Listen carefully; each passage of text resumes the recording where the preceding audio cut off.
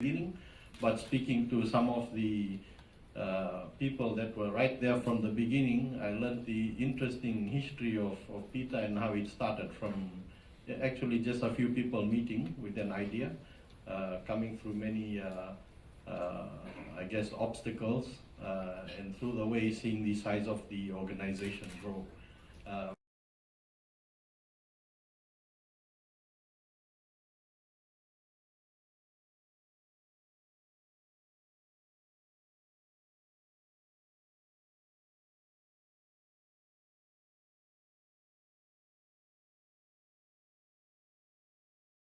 There's still people showing up, names not on the list. And I must apologize, out on my right hand side here, we don't have enough seats for everyone.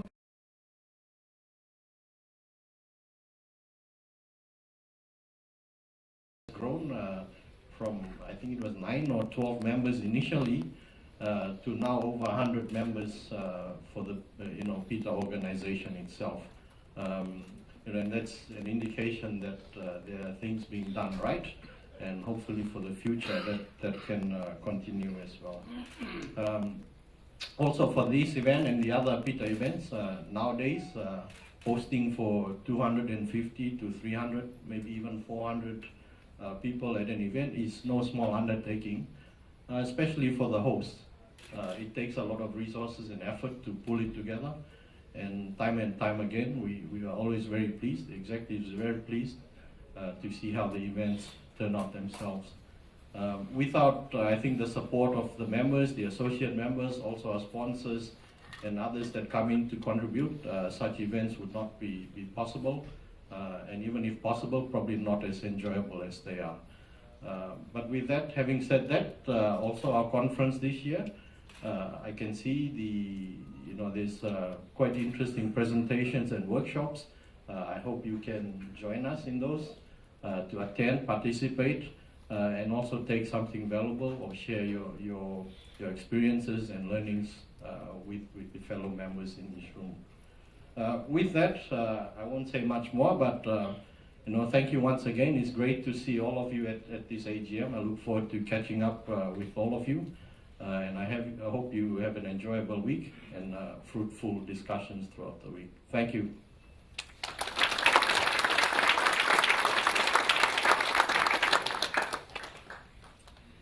And now the President of French Polynesia.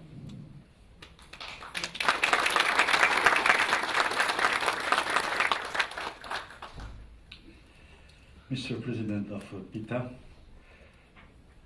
Honorable Deputy Prime Minister of the Kingdom of Tonga, Honorable Ministers of Pita member countries, Honorable Minister of Tahiti, dear Pita members, ladies and gentlemen, dear friends, Your Honor.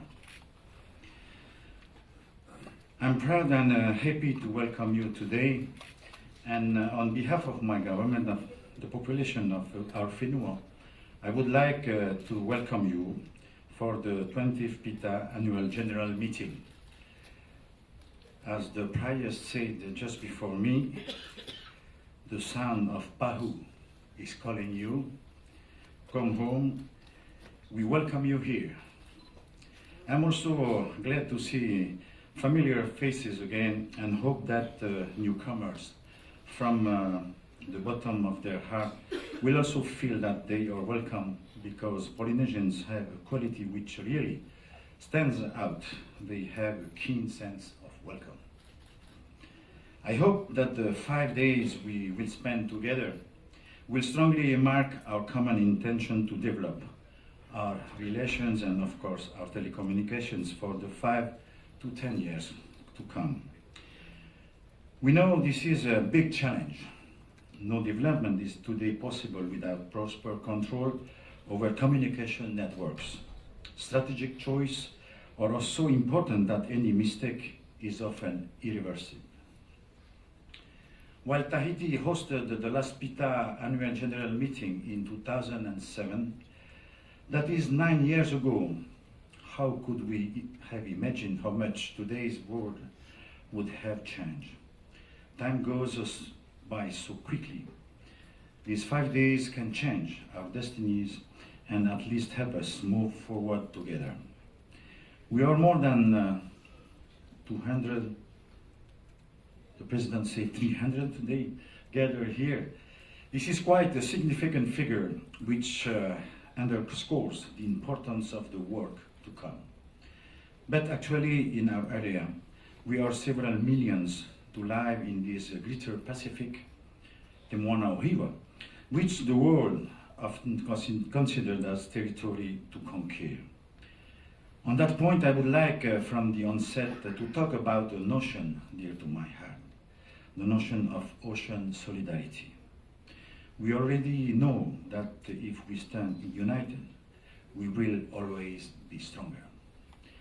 By standing united, we will become essential partners, partners who count, who act, who are listened to, and who are respected in a world that does not always know how to defend its ancestral values, such respect for the others or for one's world, but with Oceania which Oceania has been able to preserve.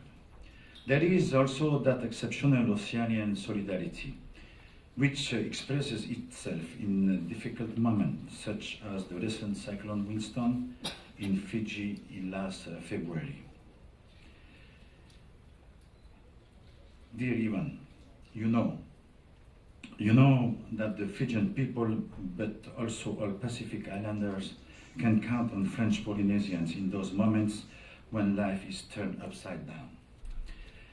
As you may know, I am welcoming you as the president of this country, but also as the Minister of the Post and Telecommunication Office, which has organized this international event. I would like here to pay tribute to that large French Polynesian family of telecommunications. This is an office I am proud of, and which was able to make the right decisions at the right time with its ambition to 2020 plan. We'll talk that after and later. At this moment, I want everybody to applaud the organization led by Mr. Martin and his crew.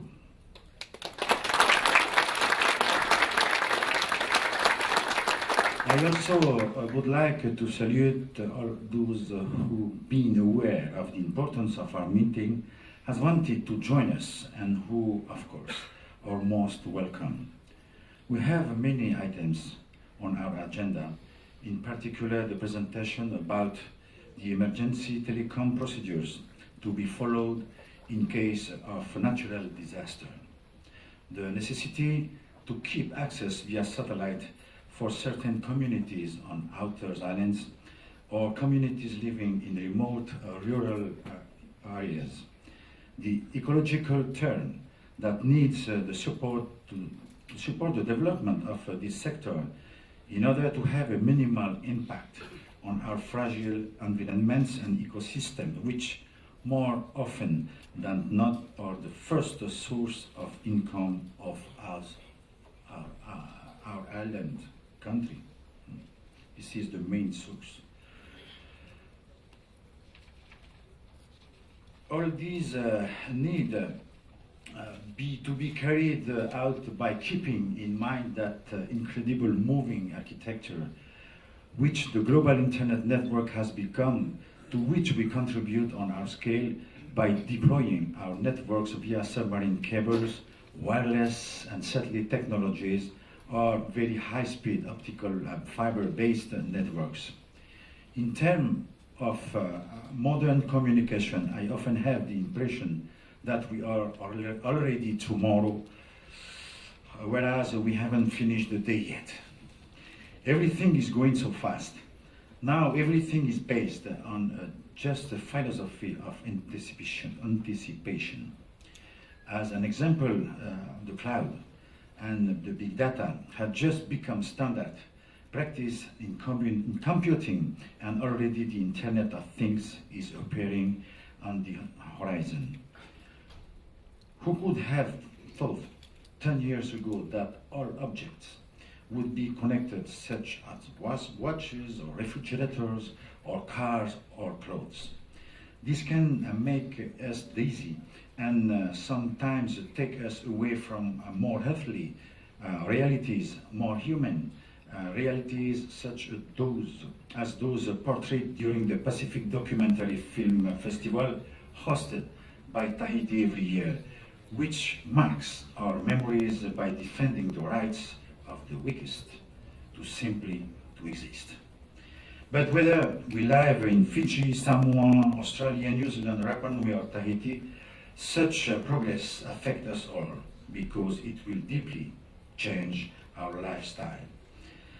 At the beginning of my speech, I was talking about the united. Let us remain vigilant. May the human factor remain the only drive for technological progress.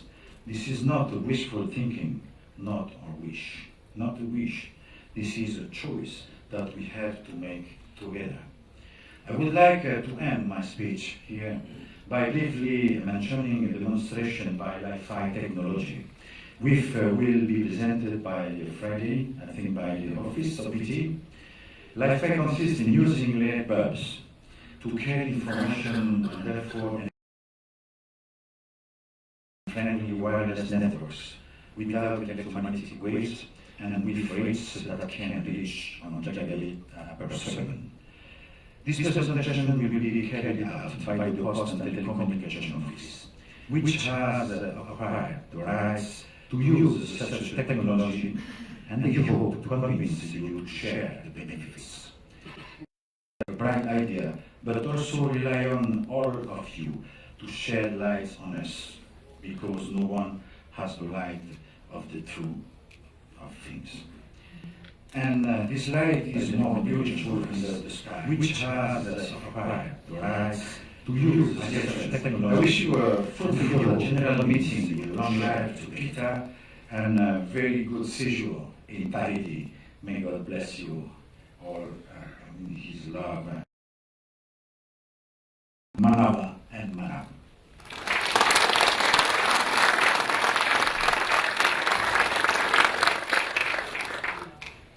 Thank you, President. Thank you, everybody. We are going to have a picture session. We try to have all together in the picture. And after that, our president will leave us and we will continue on chaos. Is that okay? Let's try to do the picture. I would suggest that we are going to line up another line standing, and then some people will see those seats over there. Let's try.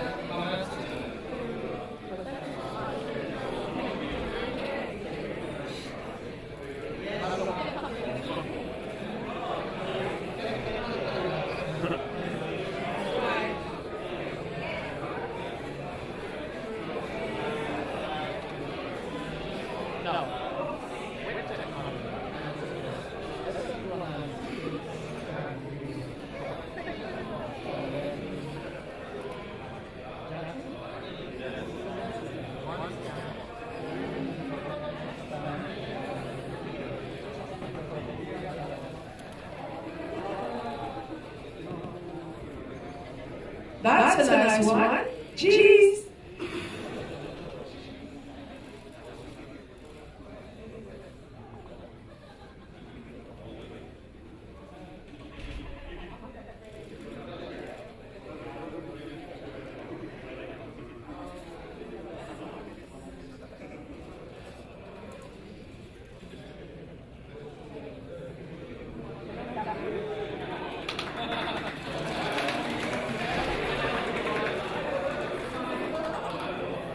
Thank you.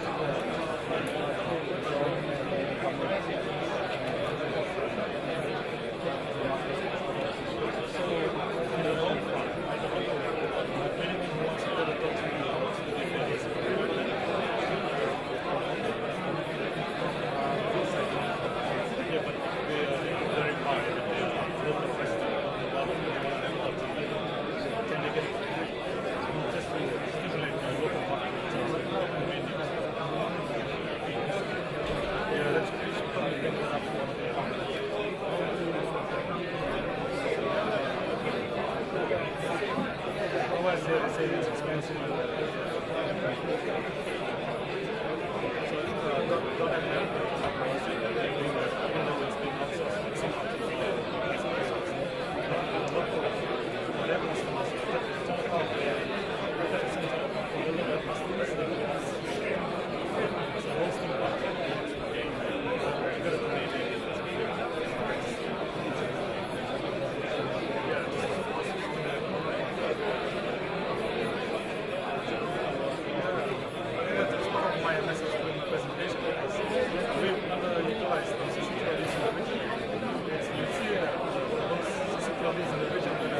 So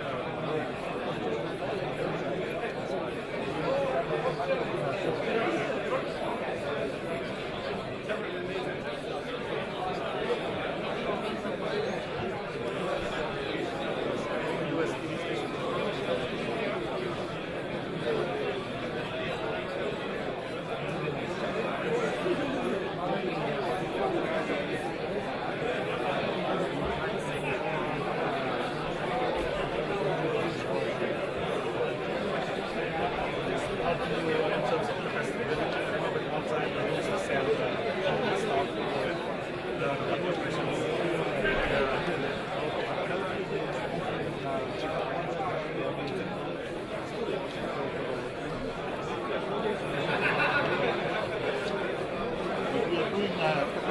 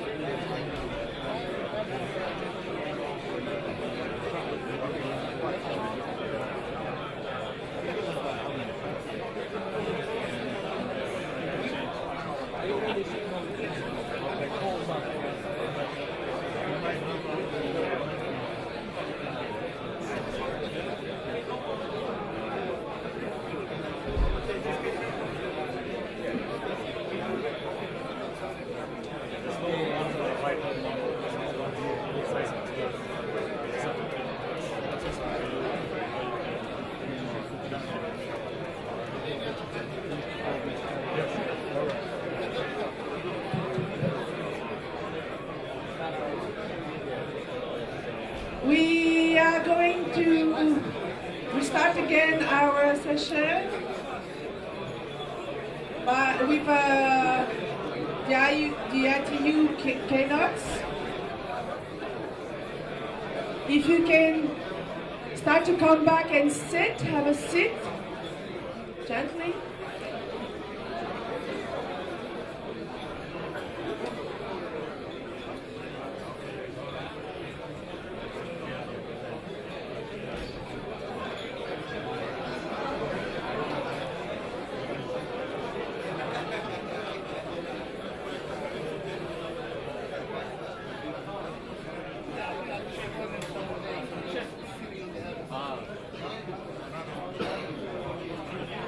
You like that?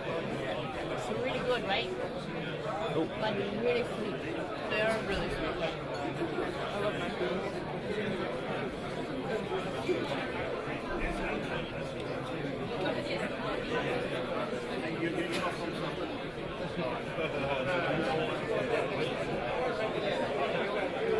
Eating? I have a meeting. My laptop. Seems that a lot of you are still hungry. Nobody can hear you. Parce que regarde, le micro c'est le in. Bah oui, si tu coupes le micro, le son, in. Là c'est le out là.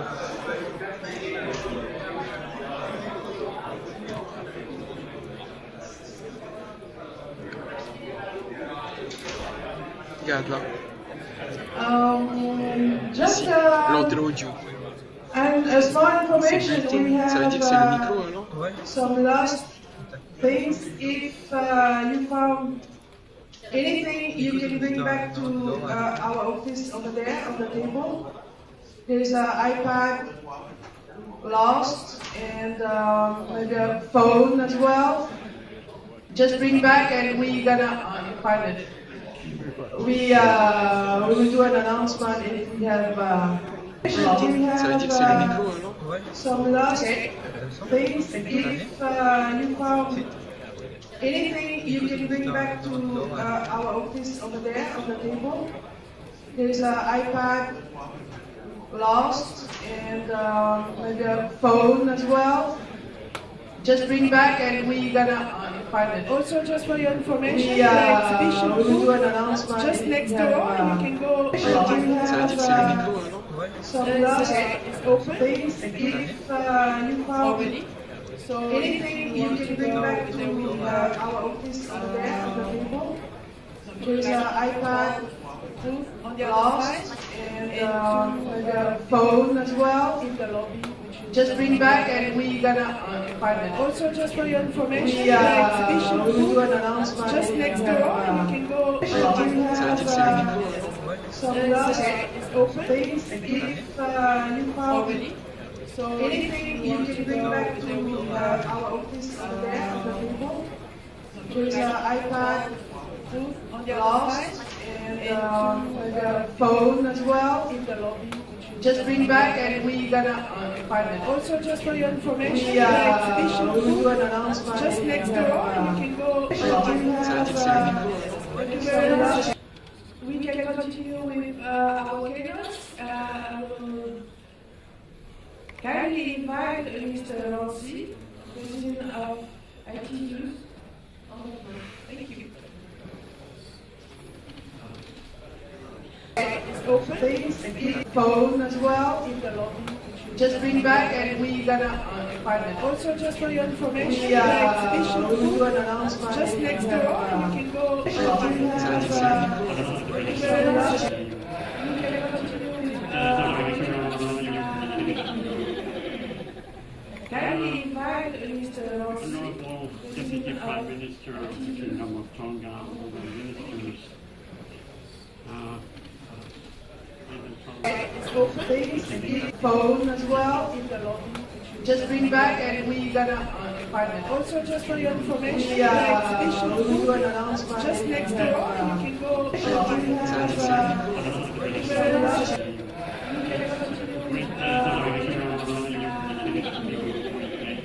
We can kindly invite Mr. Rossi, Deputy Prime Minister of the Kingdom of Tonga, all the ministers to address you this afternoon on behalf of phone as well. Just bring back and we gonna also just for your information, we'll do an announcement. Just next door, you can go.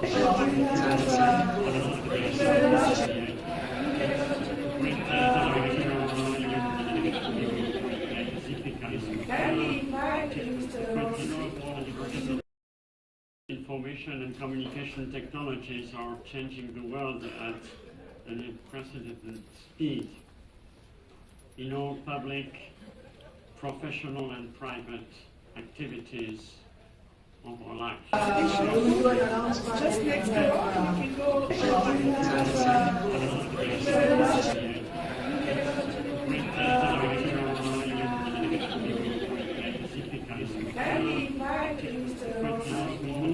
Big data, the Internet of Things, communication technologies changing the world. We must ensure that we make every possible effort to bridge all public, professional and private activities of our life. Just next door, you go.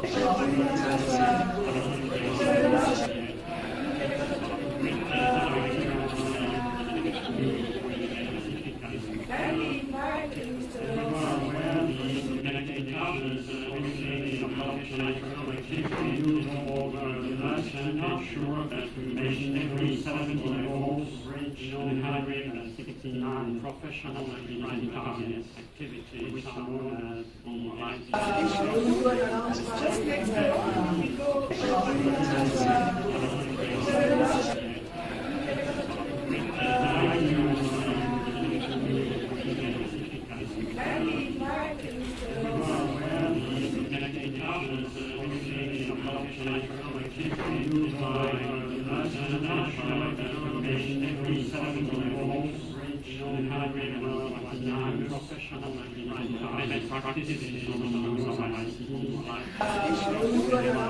Making them and building capacity around the world on the basis of international cooperation and with the support of regional organizations like Pita. Let me, by the way, wish a very happy anniversary to Pita. You may know the ITU celebrated its 150th anniversary last year, and this year we are celebrating the 110th anniversary of the radio regulations, which is the Bible of the radio communication sector. So a lot of anniversary these days, which also proves the relevance of our organization in catching up with the challenges raised in ICTs. Whether at global or regional, the ITU celebrated its 150th anniversary. The work of the ITU in all its three sectors has real human implications and has the potential to benefit the lives of each and every person in the world. The key to success will be to connect the unconnected, and while we have been tremendously successful in getting results in this regard, and internet access covers now 3.2 billion people around the world, still more than half the world's population, over 4 billion, are still offline. Many challenges remain, especially in the world's poorest countries, in remote and rural areas, and as you know, in the United States. And indeed, ITU's most recent Measuring the Information Society report notes that only 6.7% of households in these developed countries had internet access compared with 46% worldwide and over 80% in developed countries. ITU offers technical assistance and policy guidance to political leadership that you represent, as well as knowledge sharing through case studies and best practices, and monitors the success and challenges of program deployments. We have supported the member states with the national planning and policy implementation, and we work for foster partnerships among all stakeholders in the ICT ecosystem. with the goal of accelerating the implementation of the SDGs. As the main technical standard body for broadband infrastructure, including broadband, DSL, and FTTH, the ITU does concrete work in establishing broadband infrastructure, and ITU GFAS standards, for example, pushes aggregate bit rates to an extraordinary 1 gigabit per second over traditional copper formats. ITU is also working actively in helping nations to define their national cybersecurity strategies, set up computer incident response team, and deploy international security standards such as ITU TX509. Among our most recent activities in the work on the Internet of Things, including the standardization requirements for IoT technologies and the development of standards that leverage IoT technologies to address urban development challenges. ITU is also leading the efforts for the development of the next generation of mobile system, 5G, or IoT 2020 as we call it. These efforts are currently pushing the technologies and to the state of the art in every aspect of it, because we want basically the 5G to do whatever the previous generation adults managed to achieve.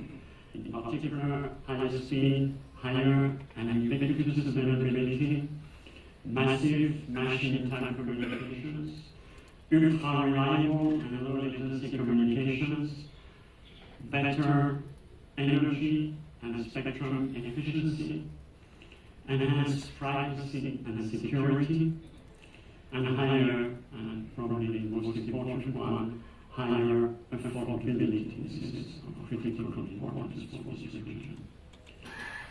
At the end of 2014, the ITU Plenipotentiary Conference adopted the Connect 2020 agenda, which sets a number of ambitious goals and targets, which include, in particular, increasing the number of households with internet access, increasing the affordability of ICTs, increasing the percentage of people in rural areas covered by broadband services, this is directly for you, and improving cybersecurity readiness. In adopting the Connect 2020 agenda, governments highlighted the role of ICTs in social, economic, and environmentally sustainable development, and recognized the need for collaborative efforts from all of us, not only government, but also industry, academia, and civil society in achieving these goals. Public-private partnerships are the key to success, and ITU for its diverse membership, including 193 member states and more than 700 members from the private sector and academia, can support you in building these partnerships. Ladies and gentlemen, I would also like to share with you some of the outcomes of the ITU World Communication Conference WRC 15, which took place only a few months ago. By taking its decisions on full consensus, WRC 15 ensured that the modifications it has approved to the rider regulations will be universally applied, thus establishing a stable regulatory framework, securing long-term investments for the multi-trillion-dollar industry that mobile represents, and this without disrupting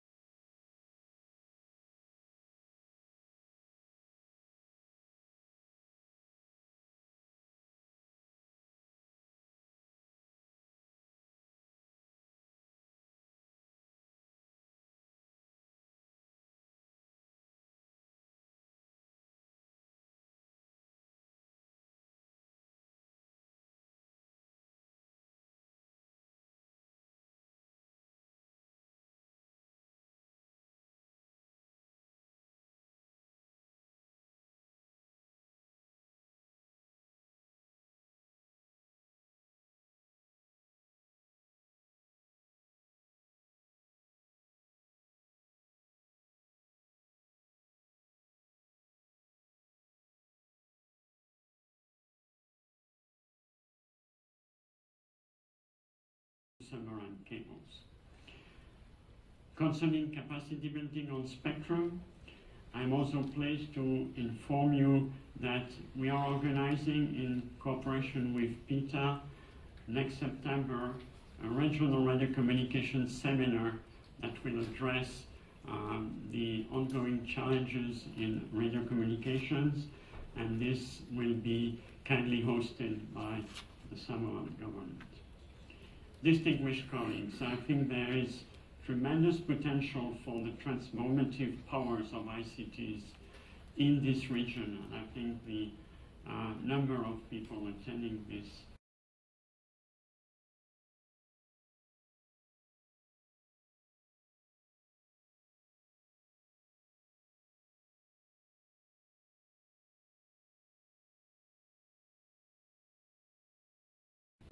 I look forward with great interest to the outcomes of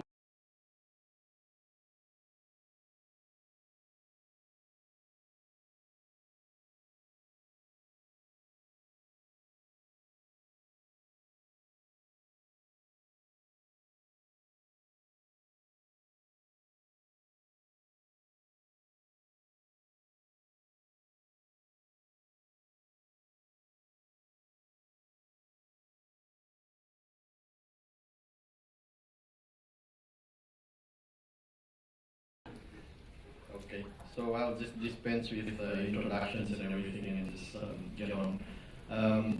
Thanks for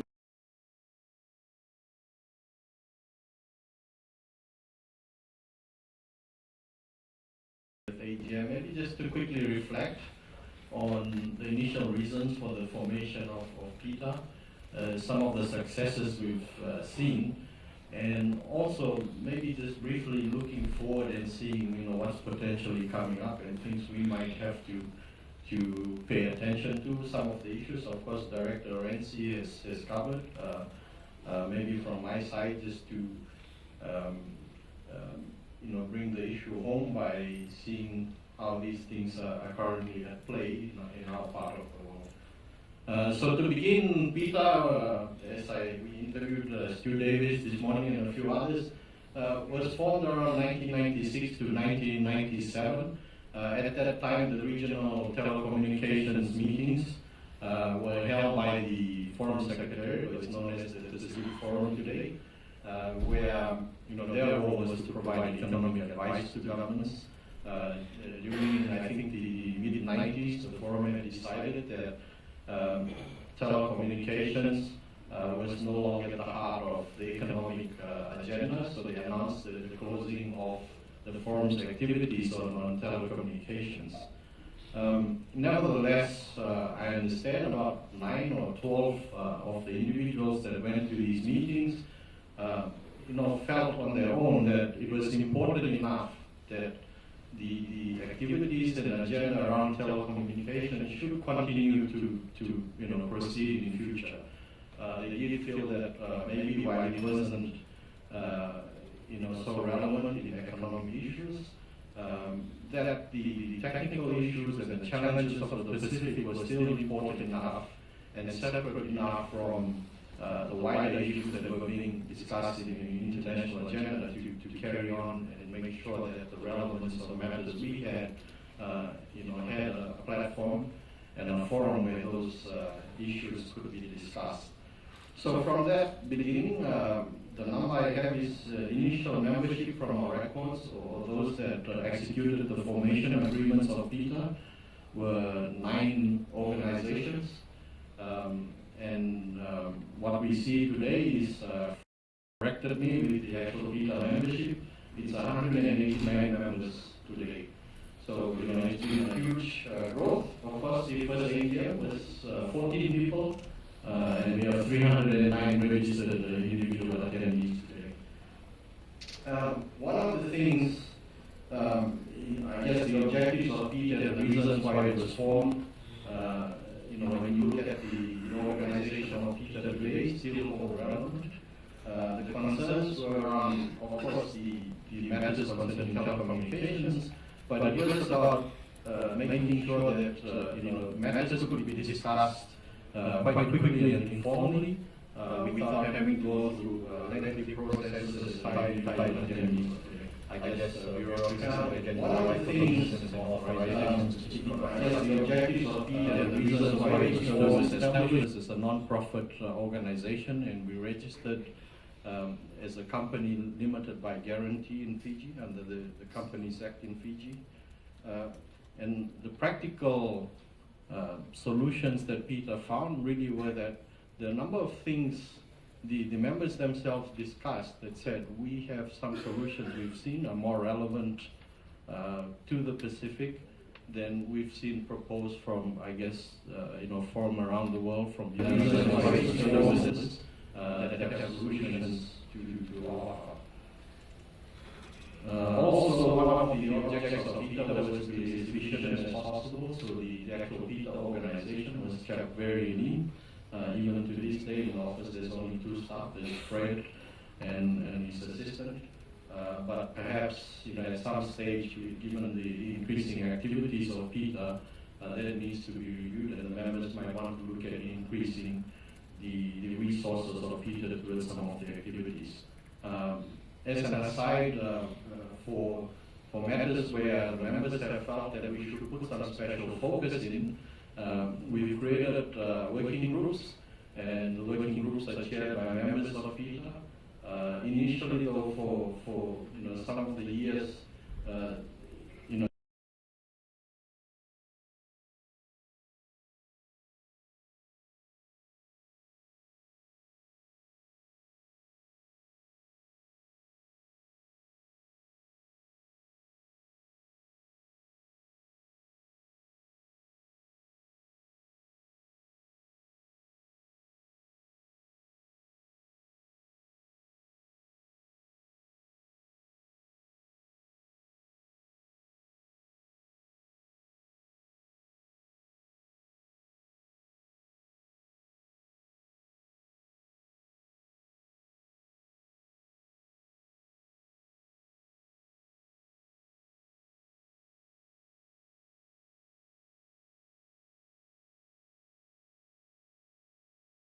themselves on voluntary basis, and that's good, but sometimes we do need just that extra push to get things moving. So from collaboration and partnerships within the members themselves, it was also important for Pita that we reach out also to the international and regional community and partners, because there are many ways we can help each other in. So it was recognized that it was equally important to build our ties and relationships, of course, with organizations like the ITU, the APT, PTC initially, and as we moved along, organizations like ICANN, APNIC, the Pacific Islands Regulatory Resource Center, and other regional and international organizations as well. Certainly we continue to work together where we can and assist each other, because we find many of the objectives we have common, and one of the things to do is also to see how we can further pull together our resources to making effective use of that in the Pacific. From my own memory, I recall attending Pita probably in 1998 or 1999.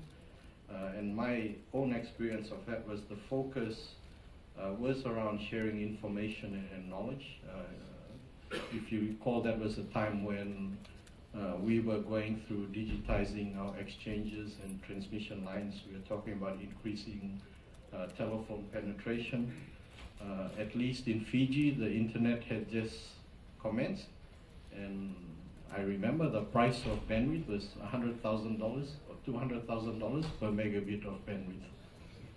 It's not that price now, but when we said high then, that was how high it was.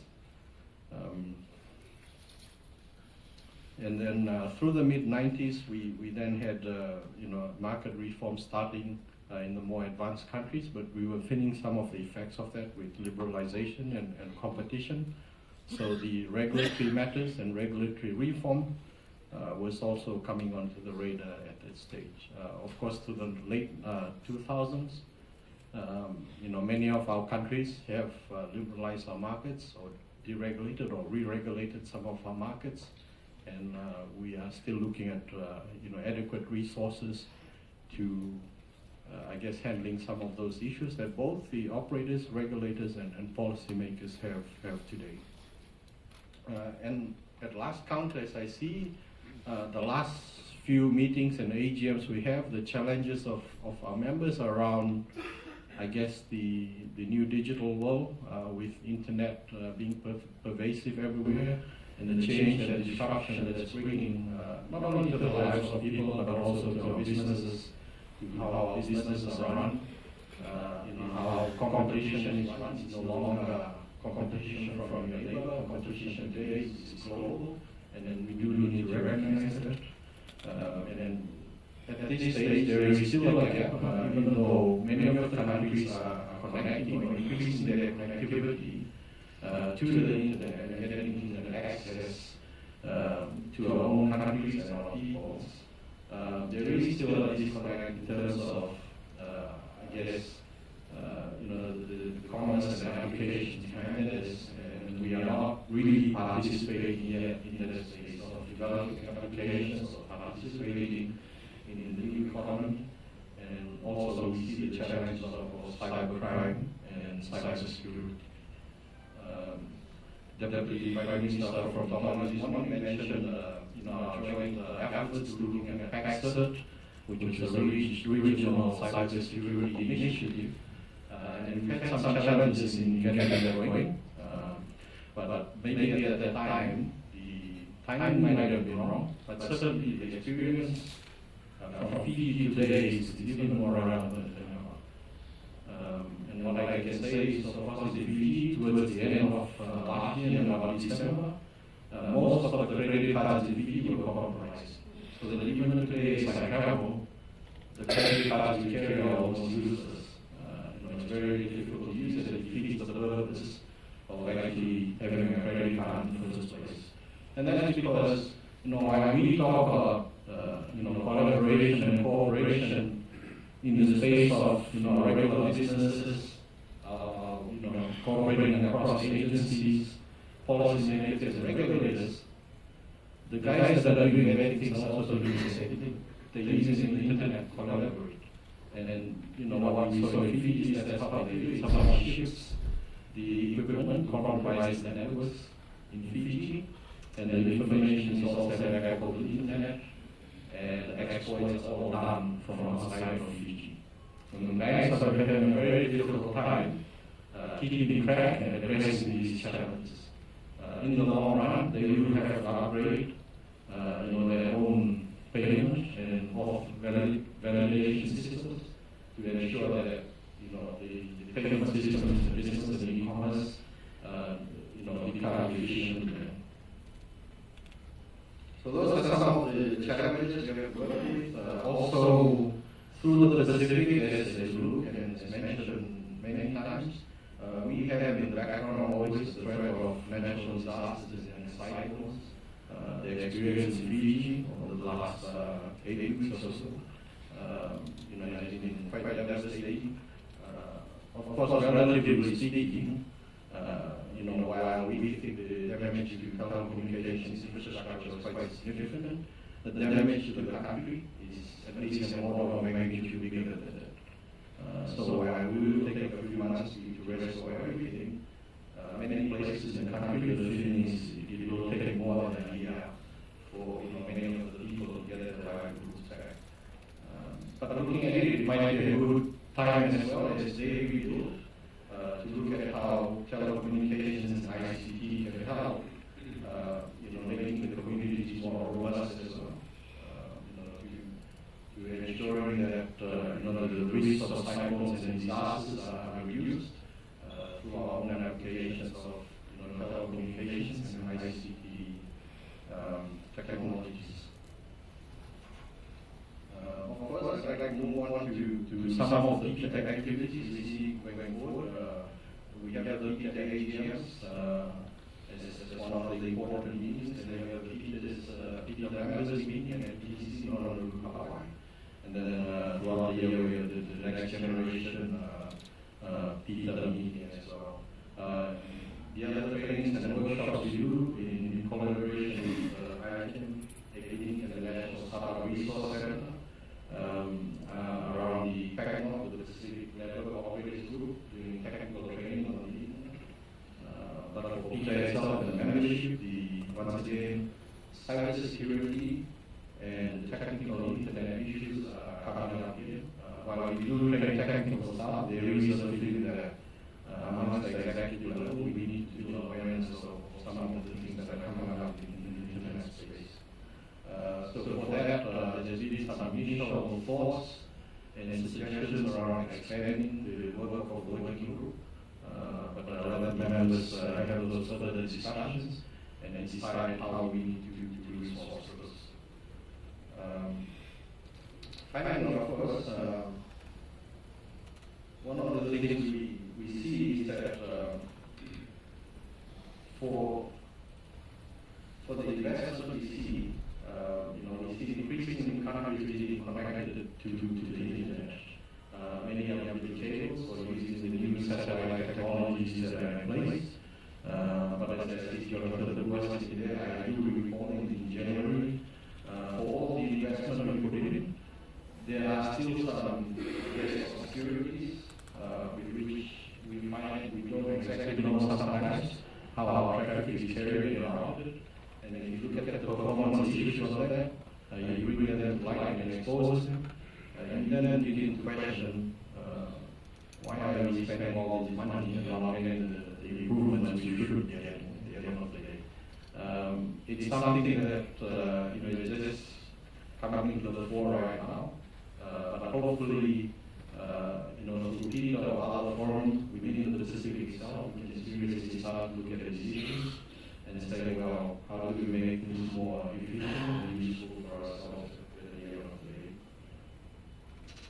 So with that, I think that's the business side of Pita. Of course, the AGMs themselves, as we quite often say, quite while we have presentations, workshops that are useful, a large part of the value of Pita itself is actually in the formal gatherings, the breakout sessions that you can have, meet with each other to relax. Maybe have a drink or two, maybe not too many more than that. But that's where nobody is happy. Quite often that's where the real issues are discussed and the solutions are found. My own story around that was actually the first Pita AGM I attended. I shy away from the drinks and social events. So one of the executives of Pita pulled me aside and said, "This is where the real business happens. So this is safe." But I think really that's an important part of Pita is providing that an informal platform where you can discuss issues without being limited or constrained by other managers you have been constrained by informal setting. So we'd like to see that continue and go forward and hope we contribute to the success of Pita going forward, its meetings, and the success of all the members as well. So with that, that's kind of what I have to say right now, because there's a number of other issues that are on the table for discussion. But for right now, I think I leave it at that and look forward to discussing more with you throughout the course of the week. Thank you.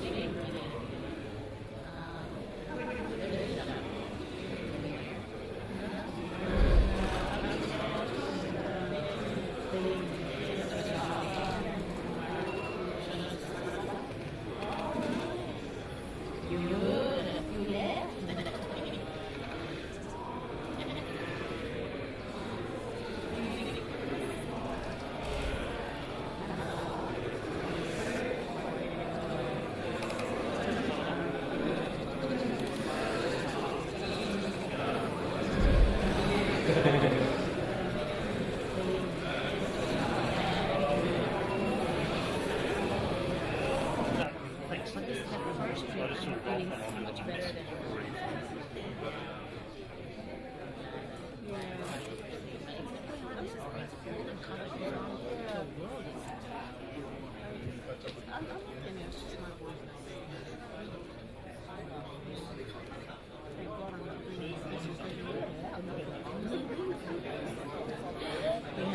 we had a reading church for one of the ladies. She's sick. What is the problem? Ask her to see the but she refuses.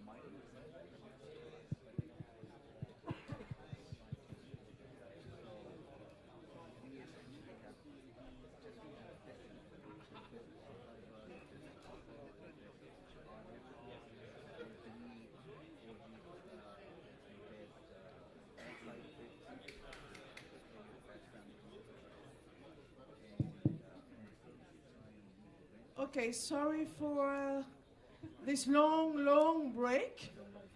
Technical problem can happen, and when it happens, it's never the good time. Sorry for that. We're going to continue our keynotes, and I would like to welcome here on the floor Mr. Paul Wilson, the Director General of Asia Pacific Network, Nick, to present Internet addressing issues and IPv6.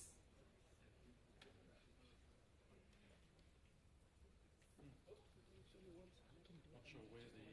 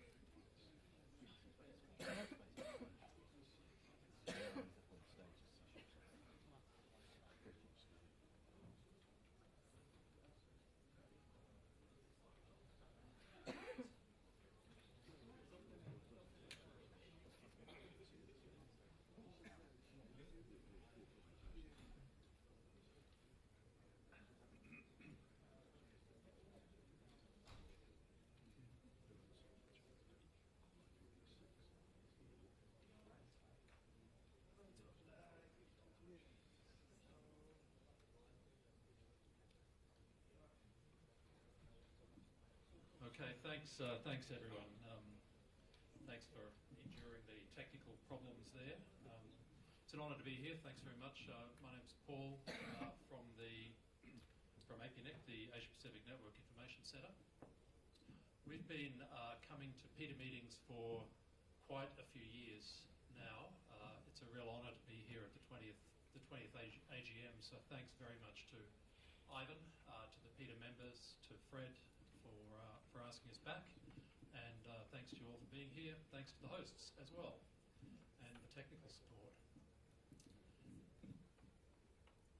Now, this is not, for those who've been here, who've been with Pita for a while, this is not the first IPv6 presentation that you'll have heard from APNIC. We started coming actually when Save Vosea moved from Pita to APNIC, and he arrived at APNIC back in 2002. So since about that time, we've been talking about IPv6, and Save has moved on since to bigger and better things, but he's left us to keep talking to you about IPv6. Now, the thing about V6 these days is the situation, the environment is actually changing after many years. So I do want to give you an update about the growth of IPv6 around the world, the need for IPv6 in the Pacific. What are the drivers that you need to look at? Just very briefly, the drivers for deploying V6 and to decide whether or not you in your network, in your operation or in your country might need to. So I'll have a look at the status of IPv6 in a number of Pacific nations. Now I realise we're running late and I've got 15 minutes, so I'll try not to blow my time here and save a bit of time. So what's changed? You see it here since only about since 2011, 2012. V6 is now on a very steep, rapid growth path. So this is a graph that Google publishes showing the percentage of their users who access Google services with IPv6, and they hit 10% at the beginning of this year, and they've hit 11% since then. So you think about it, 10% of all users accessing Google are doing it through IPv6, and that's a huge number of users, of course. Now, APNIC has been measuring IPv6 capability at the end user level for quite a few years now. We receive about 10 million measurements a day from all over the internet, which show us what is the capability and the preference for IPv6 on end user devices. And just late last year, we added mobiles to that as well. So this 10 million users a day is very comprehensive. And what we're seeing is 5.5% of users with IPv6 capability around the world. That's the capability to use IPv6, which means the ISP is delivering, the network provider is delivering them IPv6 to their device. In some cases, they don't use it. You'll knock off about 1% off this to the number of people who are actually using it, but that's a local issue for them and their configuration. But that's also a lot of IPv6. We can drill down into the national level and look at the capability of IPv6 on an average in different countries, and there's huge variation. Belgium is the highest, 51% of all their users are using IPv6 these days. The US has got 29%, and you don't need to be a sort of thriving, developed economy either. Greece has got 24%, Peru has got 19%. Japan, which used to be in the lead and was certainly the sort of sentimental favourite for IPv6 for many years, is only on 15%. And poor old Australia is on 3% only at this point. That doesn't look particularly good, but there are a lot of countries with a much lower, almost a zero level below Australia, and I'm afraid to say that the Pacific is in that basket. The national figures are just, as I said, an average, and you can actually see by drilling down further into the actual service providers themselves, the individual autonomous systems, to see who is actually doing what with IPv6. So Belgium's 51% is driven by their two largest providers, which are at over 70% each for two providers. In the US, Comcast has 60% and AT&T 78%. And the real big driver here is mobile. So Verizon Wireless is on nearly 90% of their users using IPv6 all the time. T-Mobile on nearly 50%. On the other hand, UUNet, it's a huge network service provider, is on 0.2%. So that just shows you that some people are not moving at all yet. But those who are moving are putting huge numbers of users onto IPv6. So it's really out there and it's working. If you went back on that APNIC chart back a few years ago, when the line was at the bottom, there was some genuine scepticism about whether IPv6 was going to happen at all. I mean, people were saying, so forget it. It's just not happening. We're not getting there. But this is showing you that not only are people deploying it, but they're deploying it in full, true production. Poor old Australia, Telstra is on 8.5% in the lead, contributing to Australia's 3% average. They're about to move on Telstra Mobile Net, we understand, so that could increase very dramatically pretty soon. So Australia's in the lead of the Oceania Pacific nations. What are the challenges outside of Australia, even in Australia?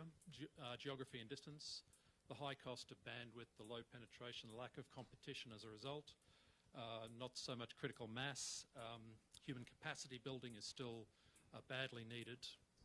These are all things I'm sure we're familiar with. So where does IPv6 fit in there? I think the point is I've shown you that IPv6 is absolutely achievable. It's a production service that you can provide. So why are we waiting? And we are still waiting in quite a lot of countries around the world. So I often ask that, and frequently I hear, and these are answers that come in the Pacific, that people sense that they've got more IPv4 addresses than they need, more than the national population in some places, in some cases. Content might be offshore or in the cloud, and people sort of don't care about IPv6 so much. They think v4 works well enough. These are all good reasons. They're all good reasons to wait, but it's worth realising, particularly after you've been hearing this message for quite a few years, for many of you, it's worth realising that things actually are changing. So I just want to address a couple of those issues that people have raised. Whether or not there are enough IPv4 addresses already in the Pacific, it's not really true.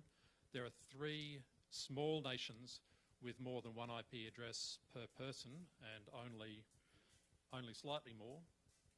Most of you have less or much less than one IP address per person. Now, if you're looking at rolling out, for instance, an LTE network, smartphones for a large number of users, you want IP addresses for those users, and you're going to need a lot of IP addresses for those services. So you're going to need to get those addresses from somewhere, and you're certainly not going to have them from any kind of national stock, because there really aren't enough.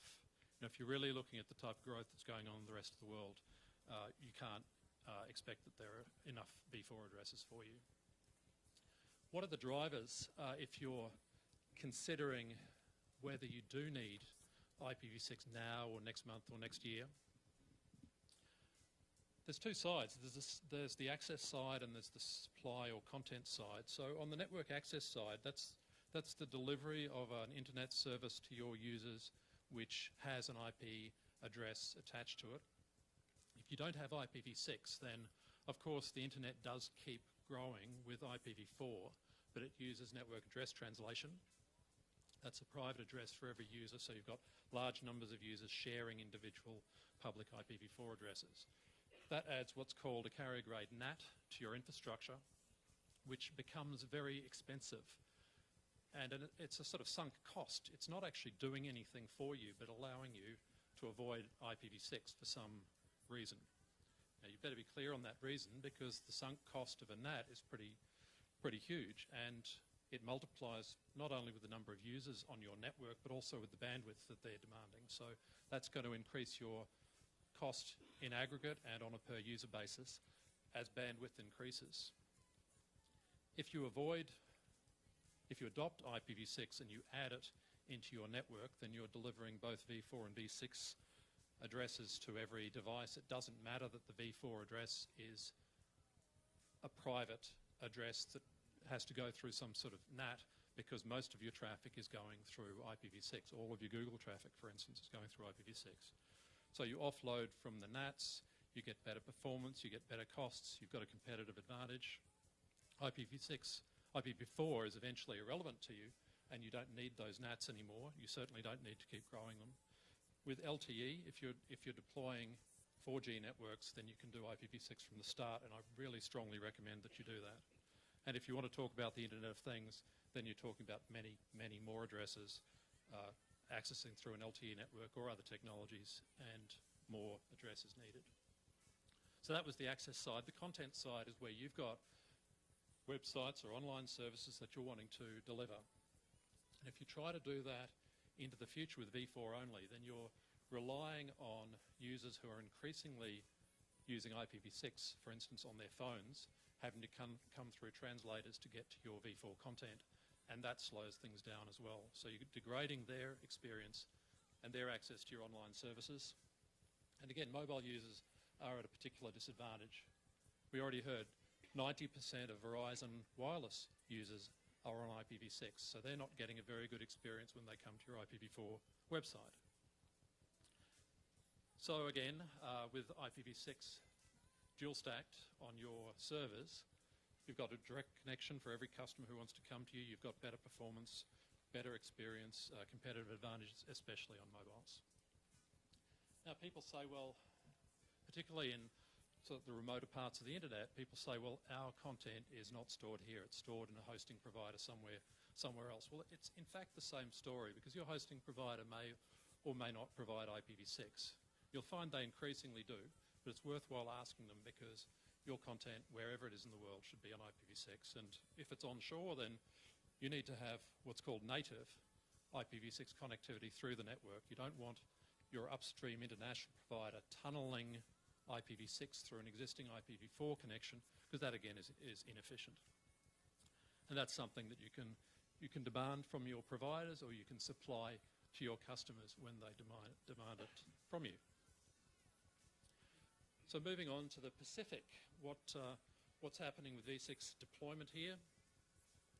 Well, it looks pretty good in terms of the number of addresses you've got, because this chart shows not the single addresses, but the thousands of addresses per person in Pacific countries. And so you've got, Guam's got 150,000 addresses per person, New Caledonia's got the same, French Polynesia has got 50,000 addresses per person.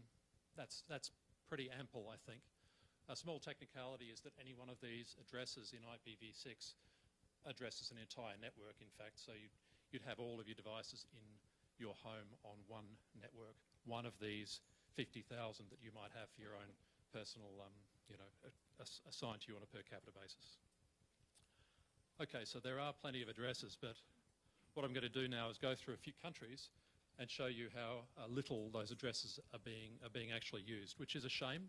It's something that you really can look into actively now. So even in Australia, where we've got there's quite a few figures here, I won't I won't go into all of them for every country, but the graph is, the chart is showing you the number of people, the number of users, hence the internet penetration in the country. The number of autonomous systems is the number of individual networks. They include carriers as well as enterprises. On the left, IPv4, the number of addresses that you have, the number of addresses per head of population, the number of addresses that are visible on the internet, and the number of your networks that are actually advertising using those addresses. Same thing for IPv6 on the right. So Australia is an interesting comparison because it's a pretty old school, advanced internet economy, at least in the IPv4 world. We've got plenty of addresses from the old days. We've got plenty of IPv6 addresses, 1.5 million per head. We've got 47% of those addresses visible on the internet, but still only 3.4% capability at the end user level, because the ISPs, they've got their addresses, but they simply haven't moved yet to announce them. But 3.4%, as you'll see, is a bit respectable compared with others. New Zealand's doing pretty well, just a little bit behind Australia. I won't say as usual, I'm not like that. But let's move on from New Zealand, because it is very much like Australia. Moving on to a few others. The only countries in the Pacific where we can see any IPv6 activity at all is just a small handful. So Vanuatu's got well under 1% capability. 1% of its addresses are visible. There are 5 ASs active on IPv4 using 95% of the v4 address space. That's fine. But only two ASs actually with IPv6 activity at all, but still delivering very little, if any, IPv6 capability to the users. Guam is about the same. It's got one network advertising a bit of IPv6, just less than a fifth of the address space available, and again, almost negligible capability. That capability measure is well under 1% for all of the Pacific nations, I'm sorry to say, so don't wait for anyone to be doing anything really outstanding. New Caledonia's got some activity. It's actually got 7 networks which are advertising V6, compared with 9 doing V4. So these are network providers who've actually put IPv6 onto their network, and they've announced it so they can receive some traffic, but they are not delivering connectivity to their users. Okay, I'll accelerate now. French Polynesia's got a little bit.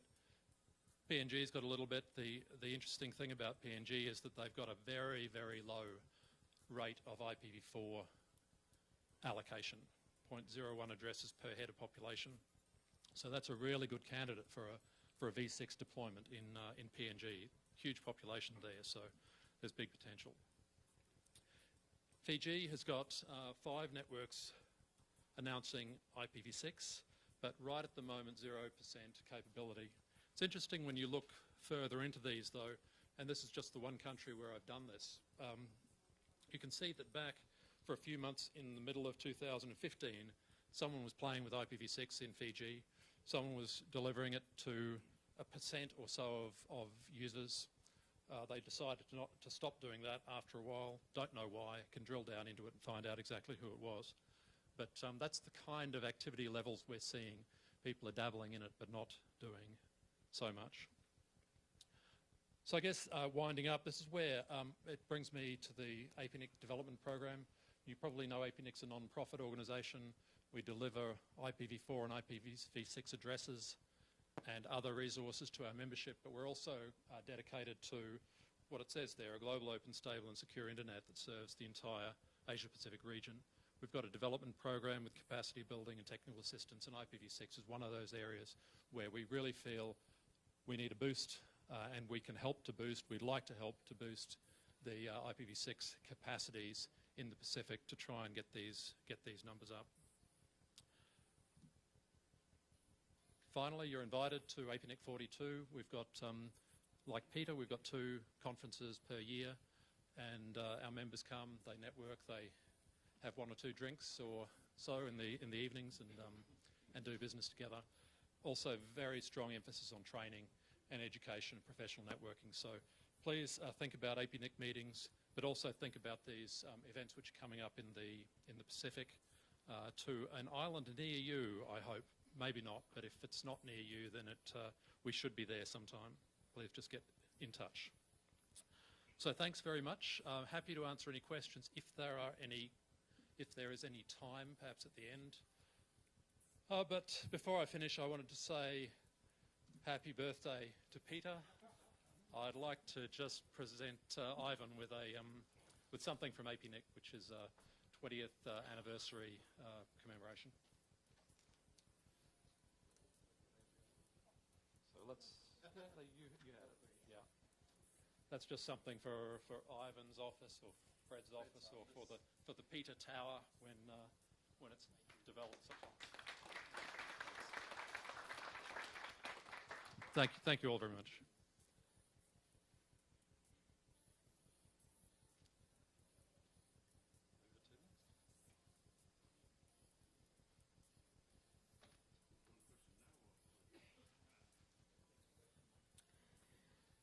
Do you have questions? Yes.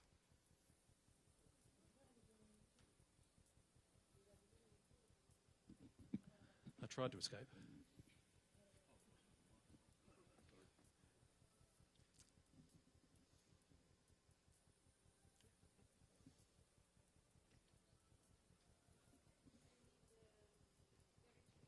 This. Thank you very much. Bob Horton from a board member of NICTA in PNG. Just one quick comment and then a question. When you're dividing by the population of a country, that really doesn't take into account the internet penetration, which in PNG might be 7%. So there's a bit of distortion there. Raises alarms too much. But now, when there are allocations of version 4 and version 6, is there any charge associated with that? And if there is a charge or a fee, could that be differentiated in favour of version 6 to offer some inducement to move to version 6? APNIC member fees are proportional to the amount of addresses that are held, but there's a formula for calculating that fee based on V4 and V6 separately, and the larger of the amounts determines your membership fee. So in fact, in almost every case, V6 carries no extra charge at all, so it's just part of the service. The other thing for some countries in this region is that there's a 50% discount for any LDCs according to the UN definition. So that stuff's all on the website, and I can go into any detail if anyone would like to know. Yeah, okay. So, but my point is there's no incentive to actually go with version 6. No financial incentive. APNIC doesn't charge you extra for IPv6, providing you've got an ISP with a bit of existing IPv4. The financial incentive doesn't come from the APNIC fees. It comes from your operational costs, your savings, your performance, your competitive advantage, and so on. Yeah, that's less tangible. You see, that's my point. Yeah.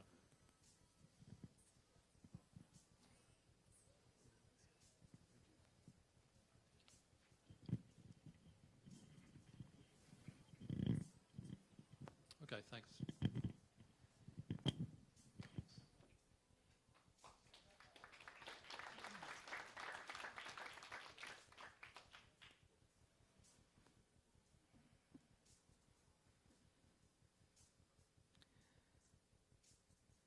Thank you very much. I may now invite Mr. Stavenaka Sea from ICANN, Vukia from ICANN.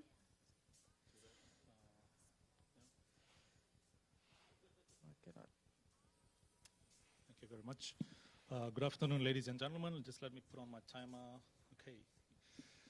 Just to I'll help bring back ourselves to time. But today, I'm really glad that I can address again the Pita meeting to speak about ICANN and provide some updates. My name is Savi Vodea, for those who don't know me. I'm the Regional Vice President for ICANN in the Oceania region for ICANN. My presentation today, I thought I'll focus, in keeping with the Pita theme of the next 5 to 10 years, to talk about the new businesses of names registries and registrars in the DNS and our offer to support for a secure, stable, and resilient unique identifier systems. As Paul has spoken about IP address, that's a unique identifier that we use in the internet. For my agenda today, I'll cover a little bit of everything, so I'll focus on 5 areas, talking about the digital governance layers where ICANN sits, just to clarify and raise awareness of the players.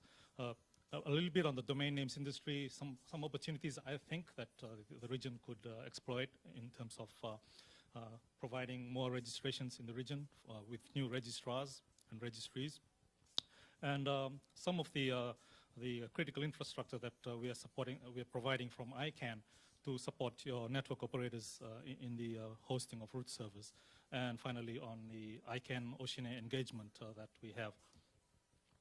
So this brings me to this first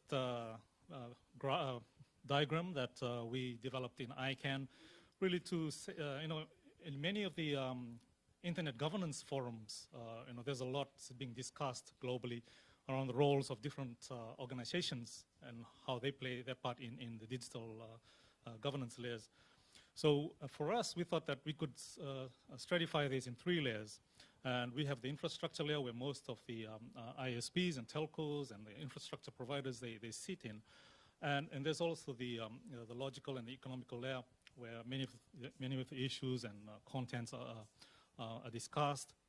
And what we've put together is that at the logical layer, we have ICANN and some of the other organizations and entities like the RIRs that are involved in allocation and distribution of the internet resources.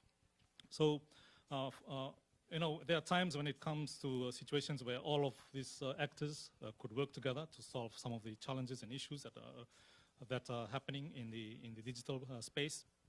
But for us at ICANN, we are responsible for the distribution of IP addresses at the global level to the RIRs, also the management and coordination of the DNS, the domain name system, through the contracts that we have with the generic top-level domains and the country code top-level domains, and also for the protocol parameters and the root server management systems. The internet has evolved, and we see that in the digital space, it has outpaced the activities in the offline space. And when we launched or commissioned a report by the Boston Consulting Group, they wrote about the greasing the wheels of the internet economy. They wrote that, say in 2016, the digital economy for the G20 countries would have surpassed like $4.2 trillion.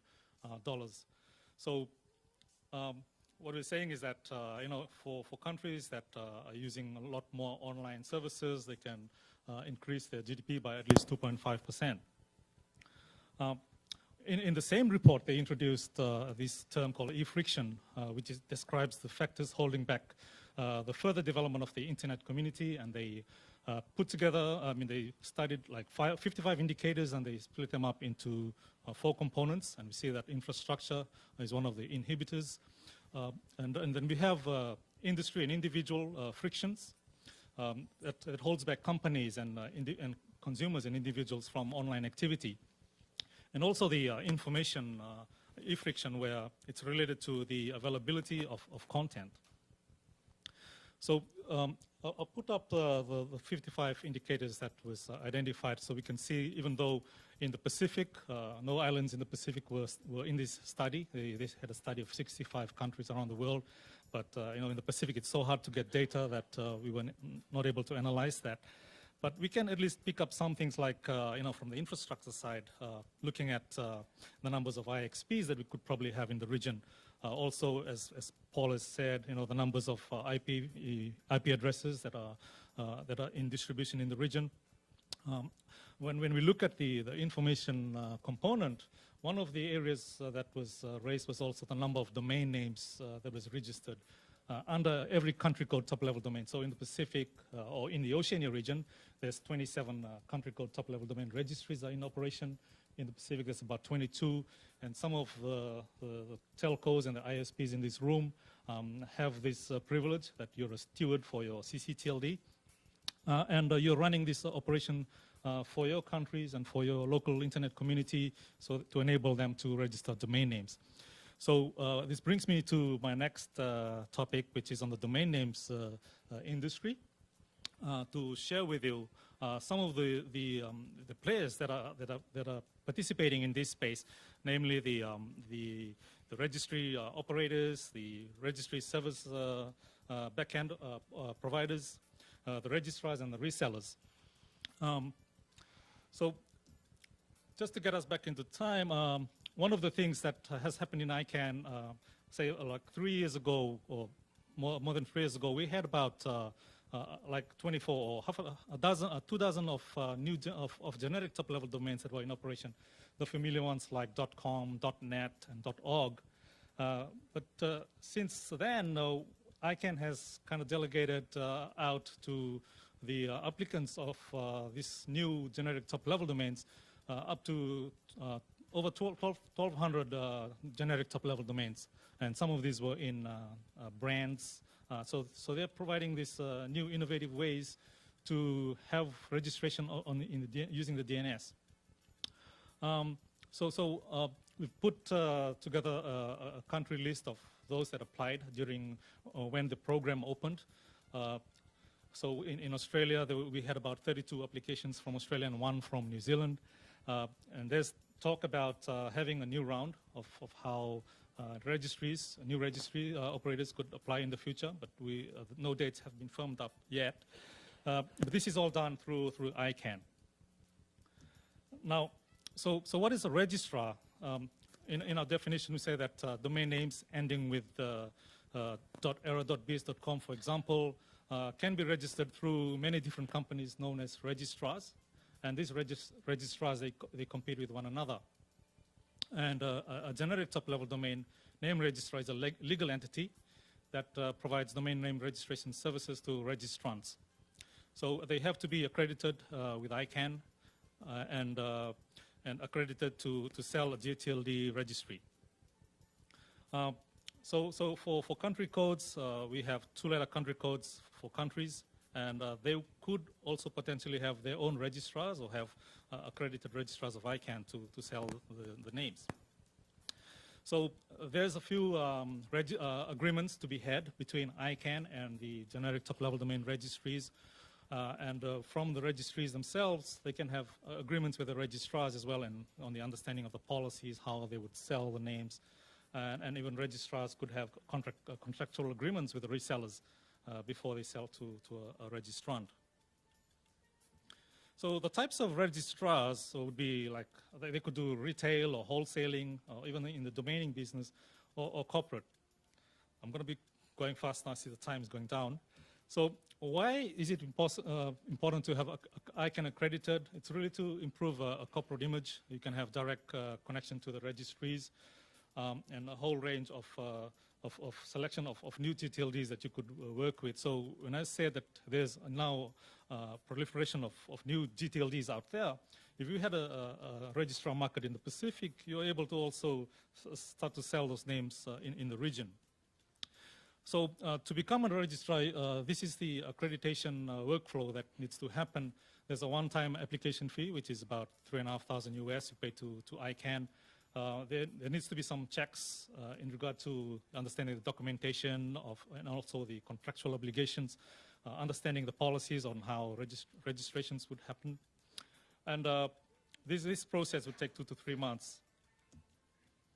And there's also an annual fee of $4,000 and some quarterly fees. So for every transaction that is done, when a registrar registers a domain name, there's about 18 cents that ICANN collects. I'll just show you that this is the number of existing registrars globally. And in Asia Pacific, we have 217. So in our region in Oceania, the only registrar market, accredited registrar market is in Australia. We have 16. So, the Pacific is really a greenfield for this. And this is an opportunity, as I say, that we could consider as well. I tried to show this map earlier because this is really working on the country code top-level domain registration. This map was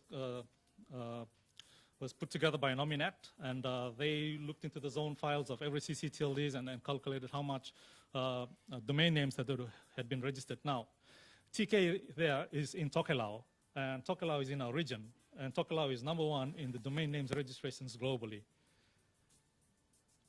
And they even beat China and Germany.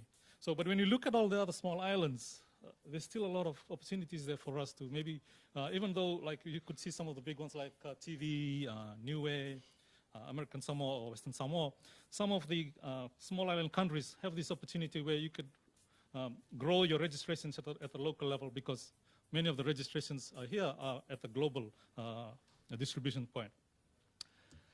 So we'd like to really encourage like local digital content and services to, for you to think about this new business, whether it's for you or not, but there's an opportunity to become a domain name registry or a registrar in the future. And also, even though you're selling domain names, you should also probably bundle in some of the local hosting services for local registrations, because sometimes what we found out is that for local registrants, when they go and register a domain name, they don't have anywhere to go and host their service locally. So probably a role for the telcos and ISPs to do that at the local level as well, and promote tech hubs and digitize government services. So with all that top-level domain delegations, one of our biggest asks now is to work with the top-level domain registries so that they can sign their zones using DNSSEC, which is the Domain Name System Security Extension. And this, what it really does is really to authenticate the DNS records when it's coming from source to you. So it's really important that this is done at a hierarchical level from the top-level domain, the CCTLD, and even you as domain name registrants, you could also sign your zones for telcos and for government services, and that's an important feature. And one of the things that we are also offering to network operators globally is to have the opportunity to host an important part of the internet infrastructure, which is the root server.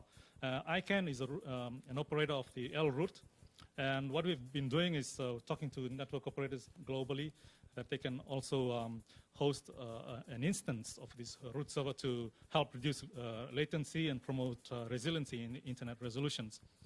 So, so in my work or in my engagements, in some of the work that I do, I've always reached out to the network operators here. And to date, there's about 10 countries that are hosting root servers. They could be L or I, and we work together with APNIC to also help promote this. But ideally, I think we would love to see those countries that do not have the stars in them, that they also can host a root server. And you can talk to me, and if you're interested, even for satellite operators and others that are interested, if you run a network. So finally, on the ICANN Oceania engagement, we are really working closely with the stakeholders in the region, like with governments and ISPs, to try to increase the participation of the Oceania and the Pacific region in ICANN. ICANN has supporting organizations and advisory committee members. Some of you are members of, like especially for governments. Really to help understand and work with ICANN in setting policies on how maybe on top-level domain management, even in supporting the internet security, stability, and resiliency, working with operators to host root servers. One of the programs that we've started last year was we trained at least in 8 countries. We did training for law enforcement to help them understand some of the security implications and work with cybersecurity, and also to use the tools that ICANN is able to help them with in search on the WHOIS and all that. So like APNIC, we are also assisting the region in some of the educational and capacity building, and we've got a dedicated trainer that we usually reach out and do these activities.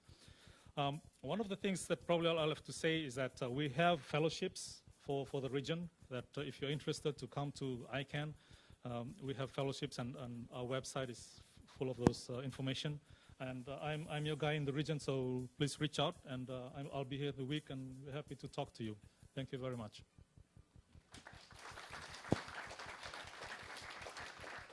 Questions or no? Thank you. we have the minister for Tokelau here. So I think the model that they have is that it's a free domain names registration. From what is available publicly, they allow anyone to register a .tk, and if you keep it for the first year, it's free. But if you keep it for the second year onwards, then you have to pay a price. But some of the, I think the model that they've gotten to be able to get revenue is that they put ads on registrants' domain names, sites that have, when they create a content on their domain name sites, then they put some ads there so that whoever clicks on the ads will get revenue, and then that's kind of revenue sharing with Tokelau government.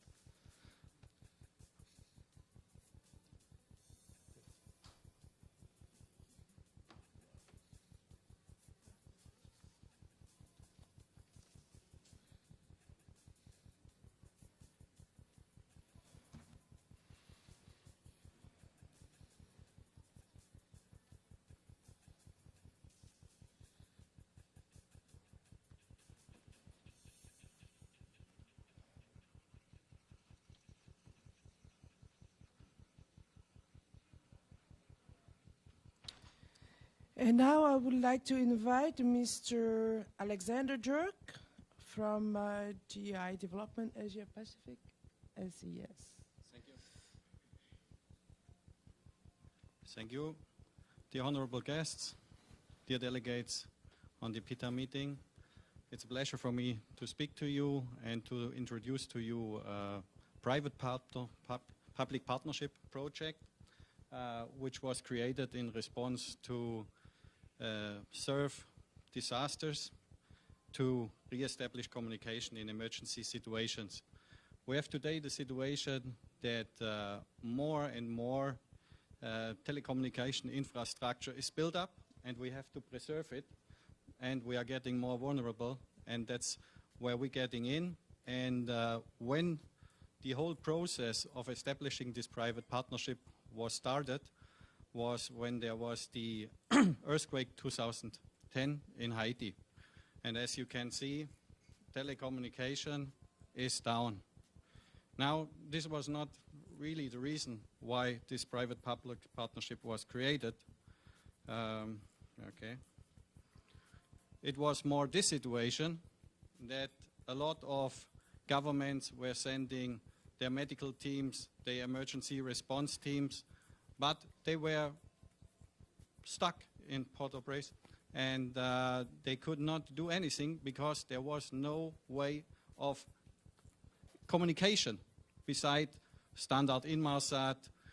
The satellite operators like SES, like Intelsat, they were in discussion with the usual service providers to establish some links. However, all that takes time. And the United Nations and many governments, they were completely unhappy about that situation.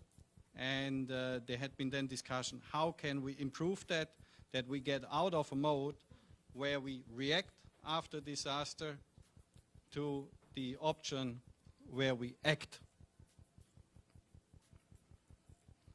And acting means the time starts at 0. Because we all know that if there is a disaster, especially earthquakes, every hour counts. And the longer it takes to get help into the place and to start to search for people, to rescue them, to get them in medical hospital, the casualties will rise, and there are more and more people dying, unfortunately. And so the approach was, we wanted to have a global system where we can provide connectivity for advanced communication within 12 to 20 hours on a global basis. Usually before, with all the support of the industry and with partners, it took about close to 72 hours, and this is way too late. So this also shows you then the approach, which is not only including the communication part, which includes also the transport, the infrastructure on the satellite, the ground segment, and the service. Because communication is a tool, but you need to get that tool up and running. And therefore, you have to prepare it with the procedures, you have to prepare it with the logistical process, you have to coordinate it with the governments, sometimes where you want to bring in that equipment. This is a process you can coordinate right at the beginning. It's a process you have to do before you deliver communication. And then you have a chance to deliver this communication as fast as possible. So today, Emergency LU is an integral and complementary part of the worldwide humanitarian toolbox, setting up telecommunication and information sharing system. I had several discussions during the last PTC meeting, and it is not a tool which is given for free. Yeah? I want to take this illusion away. Yes, this Emergency LU private-public partnership, we are giving it to the United Nations. And then we're giving it free to the United Nations. The United Nations, they will decide where it will go. I will introduce that further. So this Emergency LU private-public partnership was developed in close cooperation with the World Food Programme, as they are acting as the lead agency for the telecommunication cluster. It is open to partners to join and to enrich the system through cooperative advantages. So we are looking everywhere for partners, for new ideas, and that's also one of my aim, to get a better understanding how we can improve in the Pacific, because we have been in the Pacific, but I think we could do better in the Pacific. Yeah? But therefore, I would need more partners, more help. It's offered by Luxembourg, a small country in Europe, as a free global public good to the global humanitarian community. The partners for the private-public partnerships have been initially 3 companies from Luxembourg,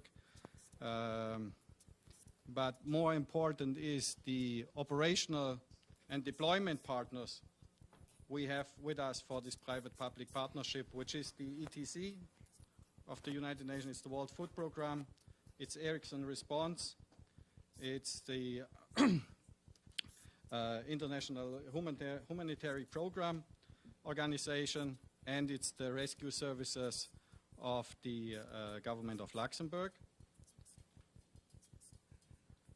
So this is how these deployment components look like. So we call it a rapid deployment kit and a regular deployment kit, because for some missions we want to have the capability to bring in the antenna as quickly as possible.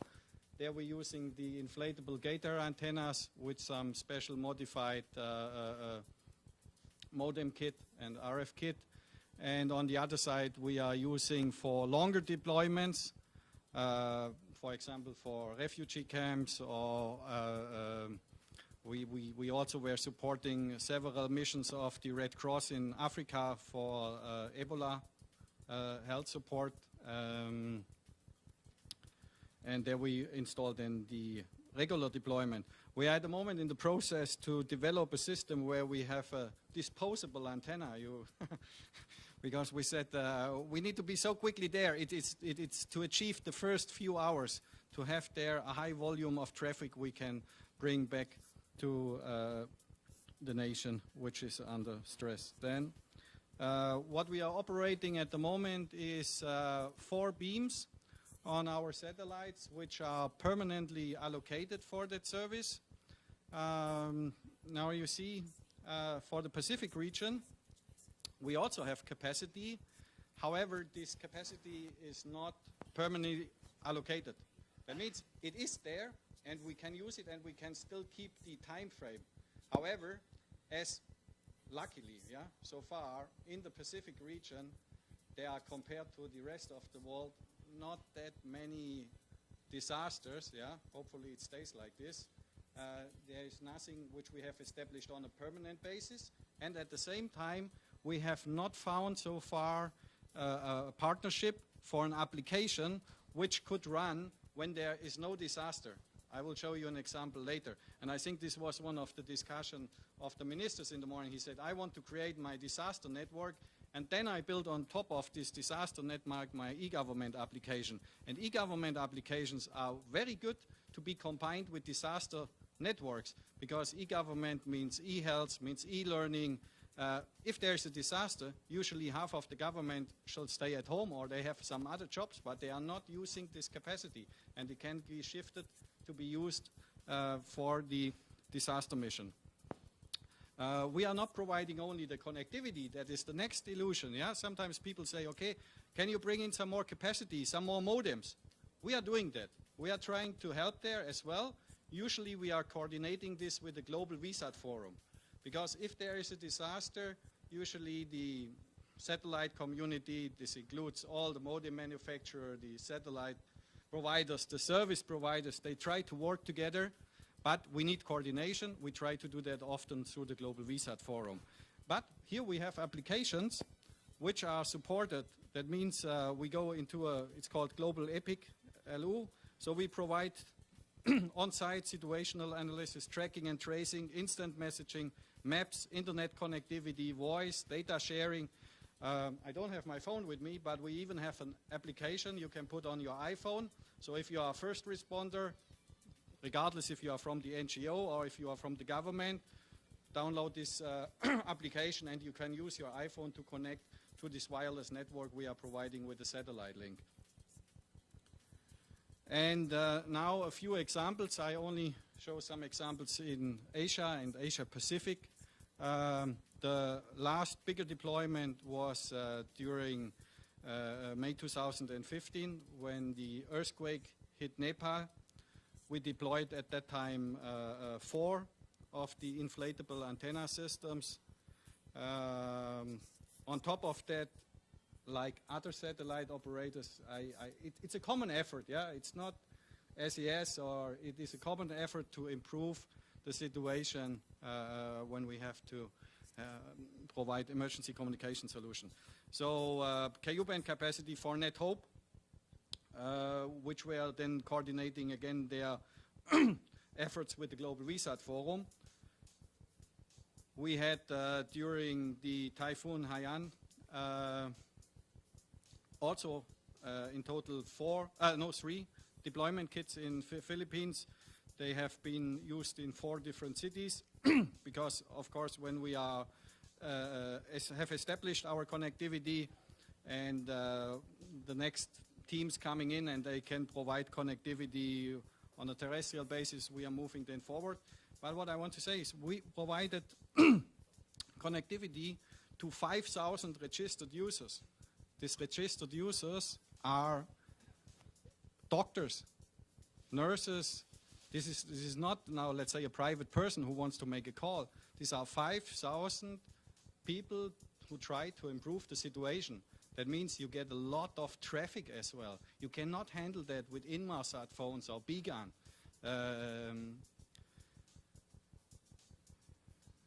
Vanuatu.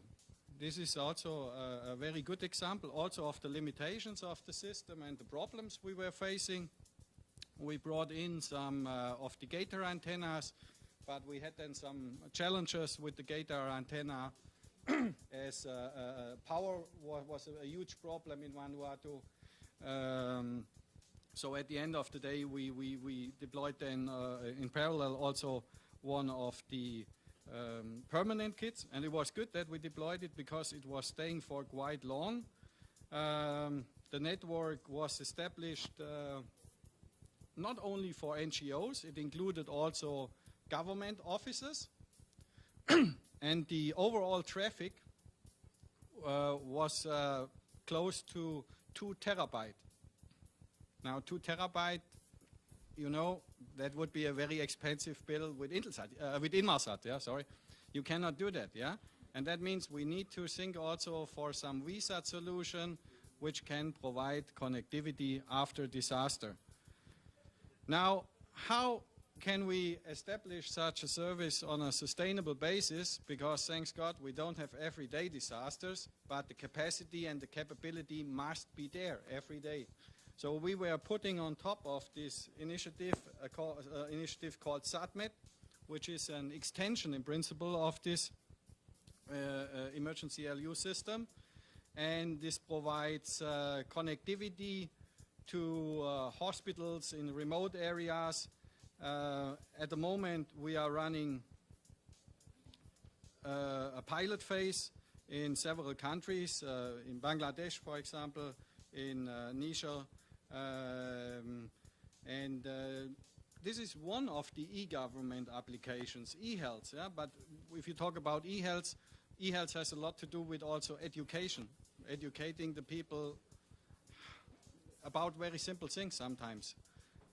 But this system, during a disaster, it can be again integrated, but it is not essential to be there. So in principle, we are balancing the e-government application with a solution which will be provided for disaster recovery when needed. And what I'm looking forward is for some further discussion with people. I know there are some more people also making presentation on disaster recovery. There seems to be a lot of interest also here in the region, yeah, in the meantime. And any question, please let me know.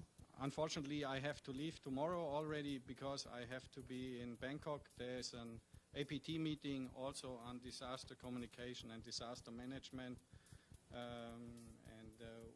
We try at the moment to share the knowledge, what we have, but therefore we need to make people aware about the system. And it's running in principle since 2010. We were going a long way. That it's not only communication. We are a communication company, but it's more about processes, writing procedures, training people, expanding the knowledge how to operate such terminals. So now we have many countries which were sending their people, which we trained, because they want to operate that system themselves later on. What we also do is, for example, some governments, they say, okay, usually we see this as a national effort to build a disaster recovery network.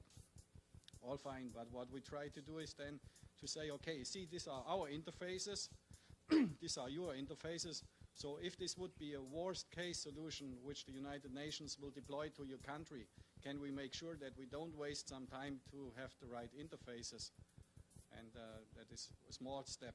Other steps is we can discuss a regional effort or a national effort, yeah?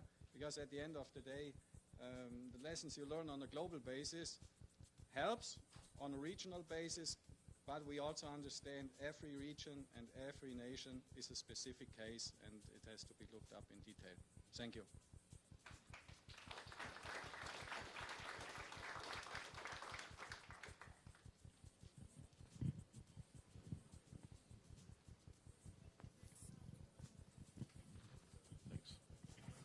Alex, thanks for an interesting presentation. Question is Bob Horton from NICTA. How would you react to there being a Pacific common licensing framework within which there was free circulation of terminals, and there would be two advantages to that. One, in the normal course of events, operators don't have to negotiate quite as deeply with every country in the region. Secondly, there will be less regulatory delays in bringing equipment in if that licensing framework had a sort of a register, if you like, of all acceptable terminals throughout the Pacific. Would that be of assistance? That would help, definitely, yes. First, it would help the region to be better prepared. Such a system can also be deployed in an open way, yeah? So, for example, a regional system and a global system may be able to use the same terminals, yeah? We would have to define the interfaces, but definitely if there is something like this happening in the Pacific, this would be interesting to see. Because even if we would, for example, not cooperate on joining the network, we are at the moment, we have deployed such terminals in Africa, but also in the Caribbean.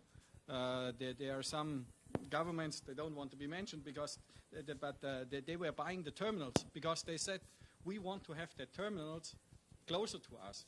And we said, okay, we cannot keep it with you, even, for example, in the Philippines. I said it would be really worse to have some terminals permanently there, but they are usually in the United Nations warehouse, yeah? And some other governments, they say, okay, while you're using C-band, we would prefer to have KU-band to cover our nation. I said, okay, that is all possible. The question is where can we cooperate and how can we discuss interfaces to extend such a service? Because even if we have, in the meantime, I think it's about 30 terminals, yeah? You can even look on the webpage where they are deployed.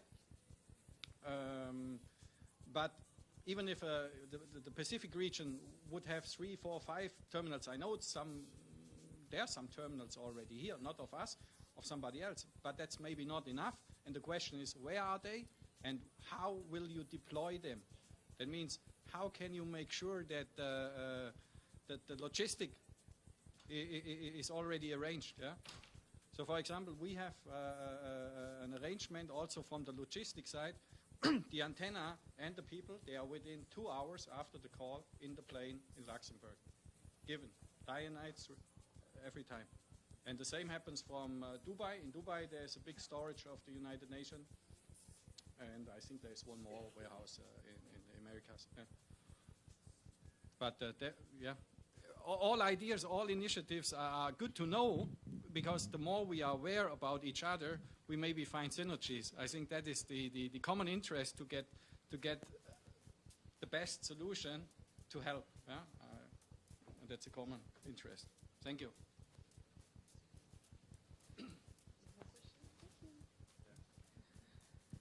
Thank you very much.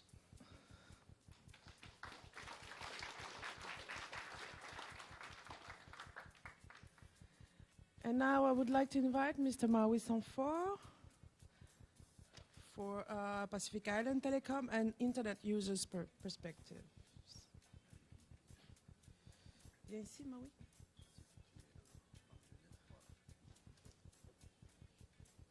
Good afternoon.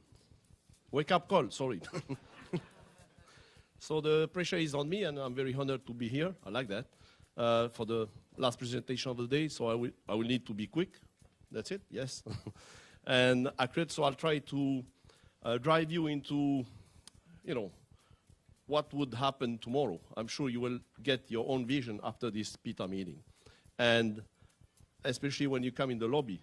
Even me this morning, I came, I was like, wow, I feel some new things happening. So please make sure you take the benefit of being here, not only to enjoy the rain, but the sun today, but there is heaps of solutions that are there for us. So I'll try to give you my point of view, as being in the Pacific, also as being living here in Tahiti. So welcome again to everybody. Just the first day. Huh? So, as an introduction, 40% of Pacific Islanders do not have access to decent broadband. That's a very conservative figure. 10 Pacific Islands are connected through cable, submarine cable. The other are using solely satellite. And in many cases, there are some combinations. Both coverage and capacity are to be expanding our national network. Telecom operators' viability suffer from high capex and opex to respond to the demand. Everybody, you have to invest in new technology as soon as you have one, another one comes in. Not only for international, but also, and most likely for national and domestic and local connectivity. But there are good news coming from the technology side also. There is competition. I will not talk too much about competition, but mainly about technology as new hopes to be able to deliver gigabits. We feel it's far away, but actually it's there. It's here right now.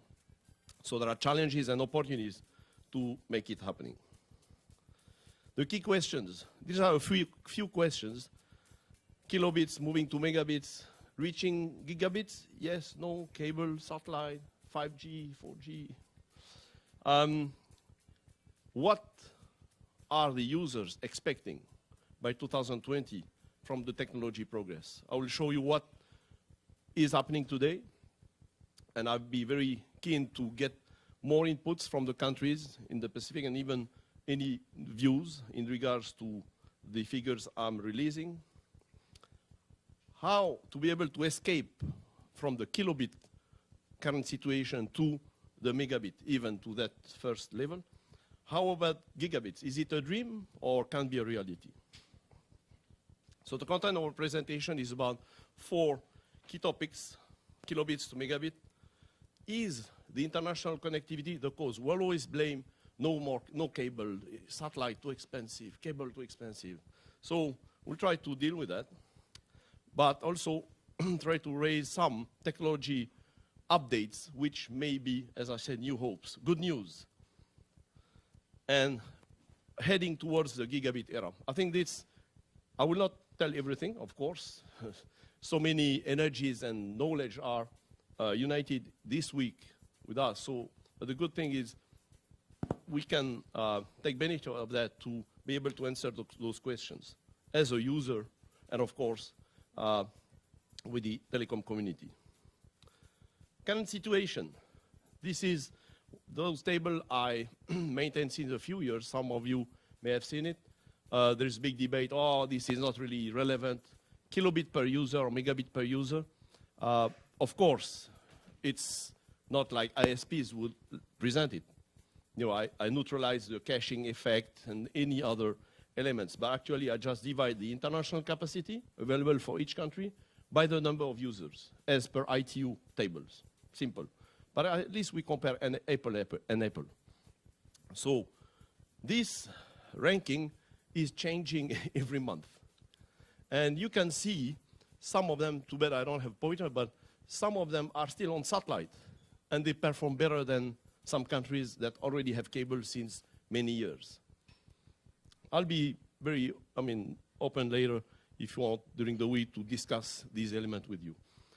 But there has been many progresses in this perspective, but what we can see is New Zealand, Australia, just like a factor of 4 or 5 beyond what we experience in any of the Pacific Islands.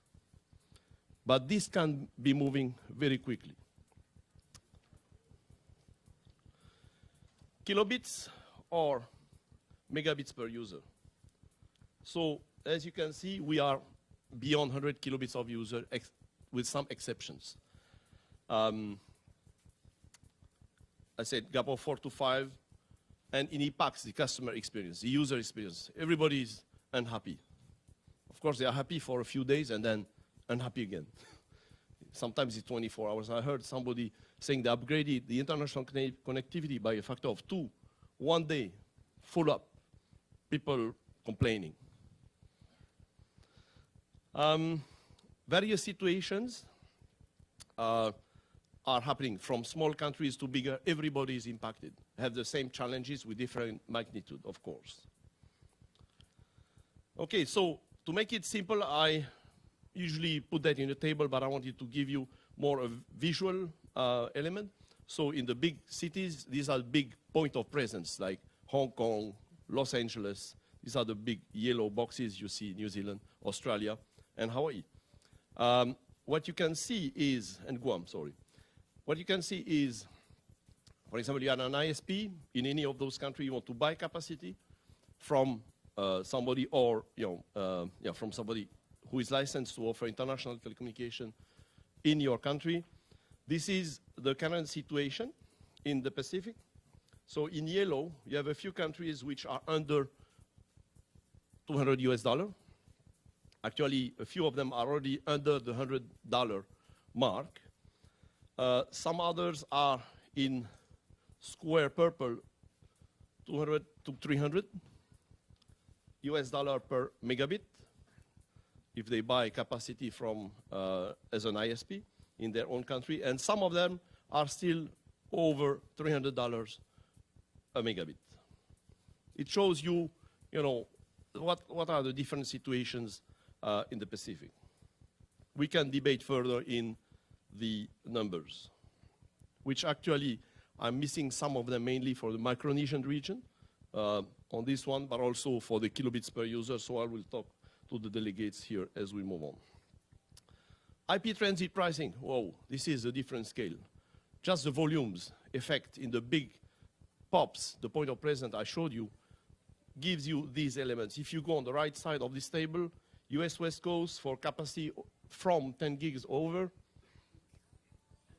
actually it's even between 0.25 to 0.5, depending on who you deal with.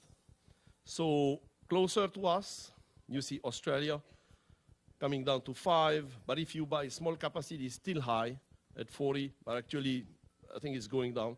New Zealand 30. Actually, there is interest in it. It's 30 Australia, 40 New Zealand. Apologize for that. But Hawaii is a good example. We have seen Hawaii. I was part of with OPT team at that time to lay the Honotua cable. When negotiated, we were talking about over $20 just IP transit when you buy it here. So we go our cable, you buy per megabit 20. Today, less than $2. So 5 years, 6 years, factor of 10. Where do we go next? So this was released some time ago by Telegeography. As I said, in the US now, and it's expected to be 0.25 in US mainland, the main hub around the Asia Pacific. But what's next? How much will be in the future? So actually IP transit in those big hubs will only go down just because of the volumes, which are by probably 1 million of times bigger than what we have today. So it explains those. And they still make margins, still make money out of it, just because of the volumes. Is the international connectivity pricing the cause? So we always blame that too much expensive, you know, in the news, connectivity, wheeler cable, too expensive, though contributes too much to the price of services to the customers. But there are high disparities between countries. Lack economies of scales for small countries.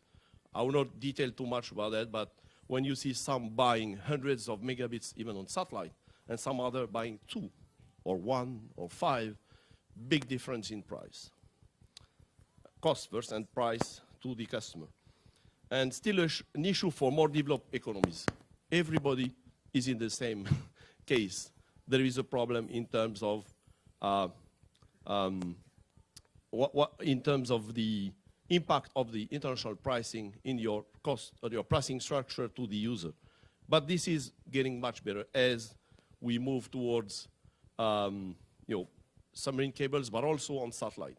Always we oppose the two. I mainly come with a satellite background in business development on that, but today it has to be both for most economies in the Pacific. But there are many other causes, not only this. Of course, again, as I said, high CapEx, OpEx for small markets, for submarine cables. Satellite connectivity, I will talk further. See, still high OpEx for some customers. And there is a lack of high capacity on the domestic network, anywhere. You may experience that in your own country. You have a cable coming in, even Earth station. When you go beyond that, usually you are not able to deliver what you really want to. So more investment. And what we have seen is sometimes submarine cable comes, able to deliver hundreds of megabit at first, and gigabit already. We reach a few, even exceeding 10 gigs per countries, which wasn't the case some time ago. So this high capacity, the challenge now is to deliver it locally. So poor last mile connectivity, when I say poor, it doesn't match with the amount of bandwidth you get from overseas, which is like a tsunami of bandwidth, of capacity that you have to deliver on your local network. And furthermore, to the outer island, if you have outer islands in your country. So, more other causes. So I won't go too much in it. Here are some elements for your consideration, which are another hurdle to bring the price down. The more bandwidth we want to deliver to the customer, the more investment is associated with that. But technology provides new opportunities for the Pacific. 4G LTE starting to be deployed. And actually, from what we heard, a few operators using better 4G LTE using satellite than 3G. They say it's much better efficiency. So we always thought it will never work. When we were 2G, going to 3G, we said it will never work on satellite. Never. It worked with difficulties, but now 4G, much better. So that's the beauty of technology. You never know what happens. What about 5G?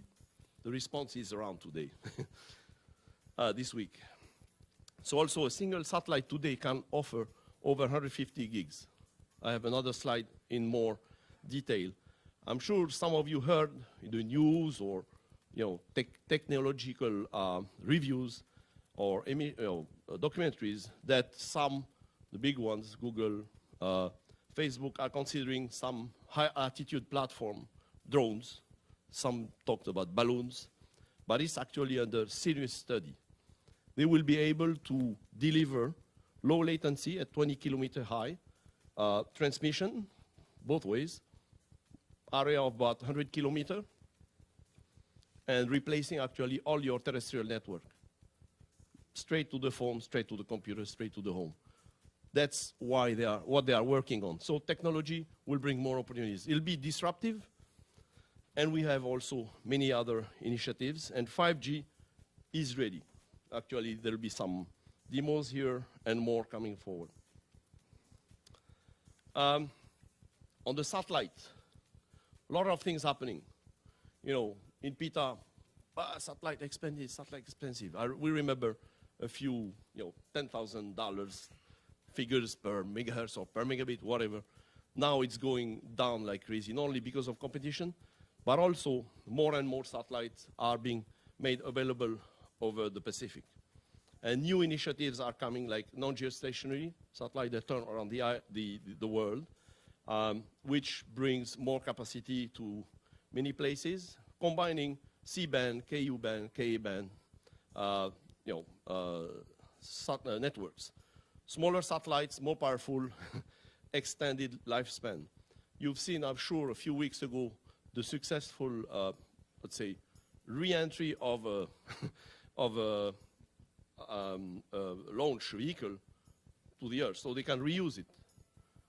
So it's still under testing, but it worked. So the price is going down much quicker. This figure, 150 gigs soon, actually some of them are already 120 gigabit, it's a proven technology. It was less than 4 gigs about 5 years ago. For almost the same amount of investment, over $300 million US, you could get 4 gigs. Today you can get 150. Check with the suppliers how many projects, ongoing, new initiatives, but these are the trends. That means the price will decrease for the customer, the telcos, by a factor of more than 10. There's no choice in the next few years. So you think it's less revenues for the satellite operators, but we believe there'll be much more. What is happening on submarine cable will be happening to satellite, and in many cases, satellite will be the best value for money to provide connectivity to particularly the island communities. So this is a quick situation. We remember 2005, one satellite loss. The whole Pacific was in the dark for a few days. We were lucky. We were just arrived in Honolulu. We were able to meet right away with everybody. We restored services, but today, look at that, 2017 and after, so many satellites will be on our region. So the risk of not having coverage, actually in French Money, we had identified a high risk of not having any reliable connectivity for, at a certain point, just because we were not a priority at that time. But these have changed. Look, so we still drive interest. So strong competition happening. These guys are here, nice guys, ABS, Intelsat, SES, and others, O3B, of course, and prices are going down. as volume increases. So, broadband network deployment also. Last mile solution will be able to match the tsunami of bandwidth that is coming. Country will have to think international and domestic at the same time. We all think about it, but now the trigger will be to be able to deliver not only kilobits as seen, but starting to go to megabits and further. So I show you something here, just if we have to deliver 10 megabits to everybody, current users. Huh? Of course, the number of users will grow. That's another factor. But let's say we all want to have 4K TV and guaranteed 24 hours bandwidth. We talk about terabits for many countries. ISPs and telcos, some of them may argue, oh, it's not the way we calculate. But at the end of the day, why do we invest in networks that will be able to do gigs? 5G networks, fiber to the home, 100 gigs over, and not being able to deliver that. So actually a few submarine cable link countries already have that capability. So it won't be easy, it's a challenge, but how each of us will address it, I think it's a good example. We are all racing after the same rabbit, that's how we say here. So it'll be good to share that as we move on. So it is happening to the megabit, of course. Reaching to the gigabit will require heavy investments. Technology is ready to accommodate gigabit level, fiber and wireless technologies. But again, I repeat that international connectivity is already at the terabit level, still to expand. So gigabit will happen in the Pacific earlier than expected. That's what I think. Thank you. Marururo.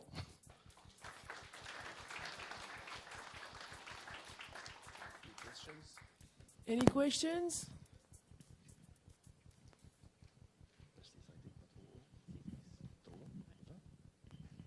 Bob Horton again.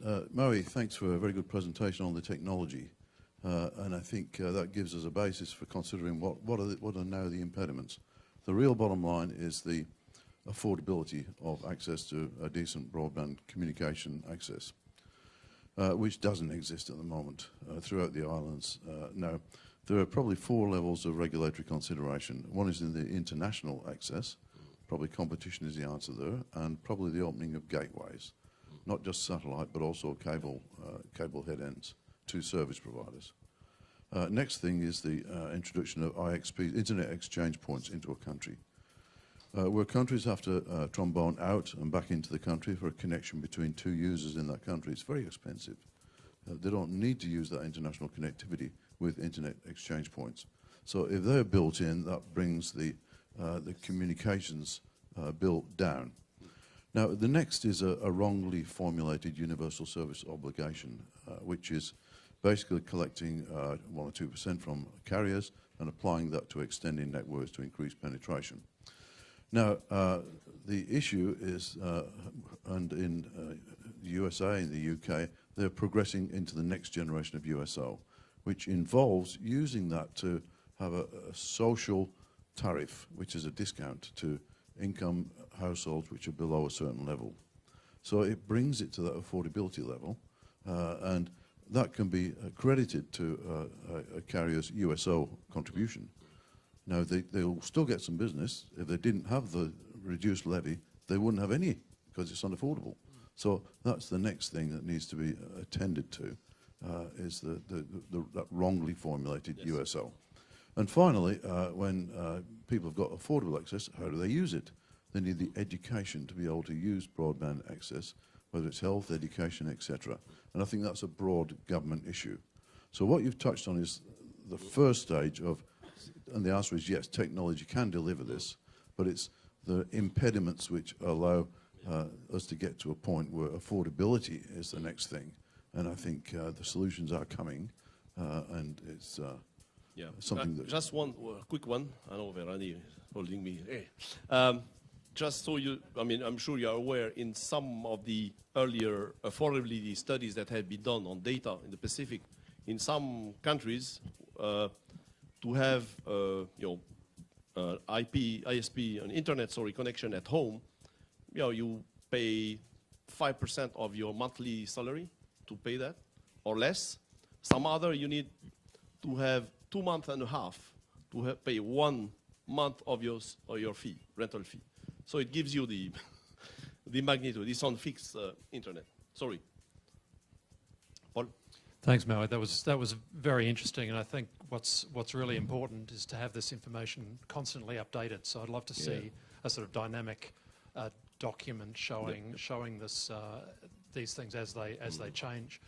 I mean, I see often enough that there's a sort of a blind faith in the internet, or in particular in something called broadband, whatever that means, that sort of suggests that all you need to do is deliver that in some form to a country and you'll open the doors to maybe the kinds of prosperity that Save mentioned before, where you have a digital economy worth trillions of dollars, literally.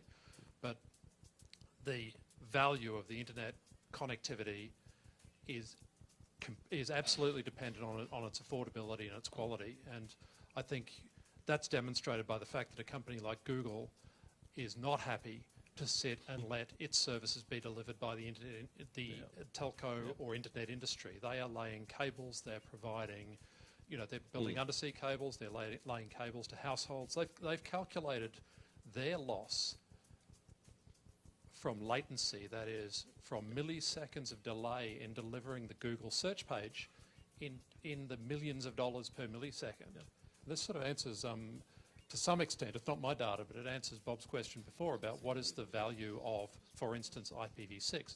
It's very difficult to quantify it, but people are doing it, and you can assume that Google actually does have some information and some real interest, and is representing exactly the fact that the information economy is absolutely dependent on the speed and affordability, and you cannot have the information economy expectations that go with the developed part of the world without delivering quality and affordability that goes with that as well. So that's a comment rather than a question, but a request for constantly updated data. I've been pressured from the back here. One more question, a short one. I will have a very short answer after doing maybe. No. Any other question? Quick one. Oh, Andrew over there first. He raised his. What's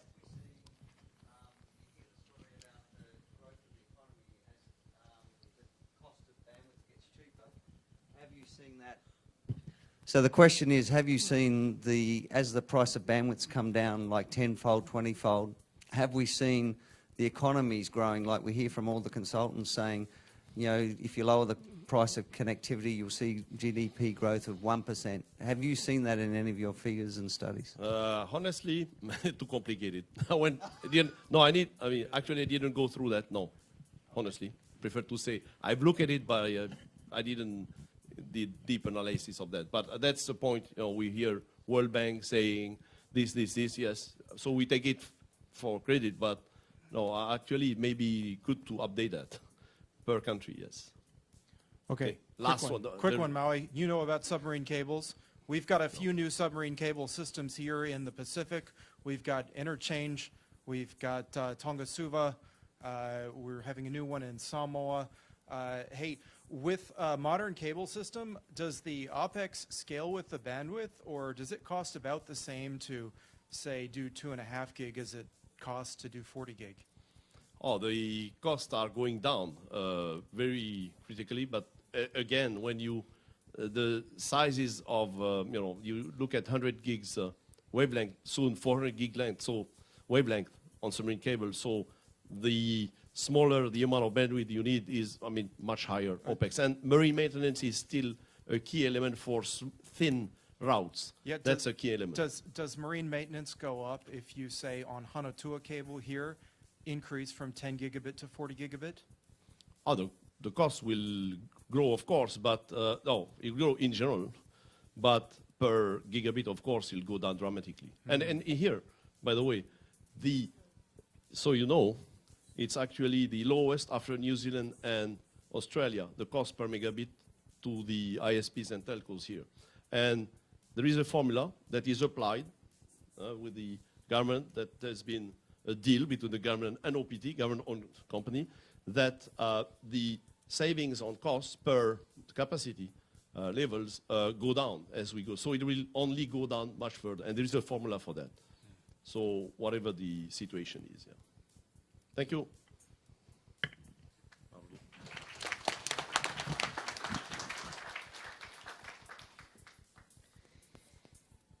Just some information for you tonight. Thank you very much. I was pushing Maui, but because you have to go back to your hotel as quick as possible. All buses will leave in a few minutes from here. Tonight we have the evening reception at the Presidency Hall. The pickup schedule is that one from the Meridian Hotel at 6:20. From the Saranui at 6:40, and from the other hotel, Manava Intercontinental and Tahiti Nui, 6:30. Please be on time. We are going to the formal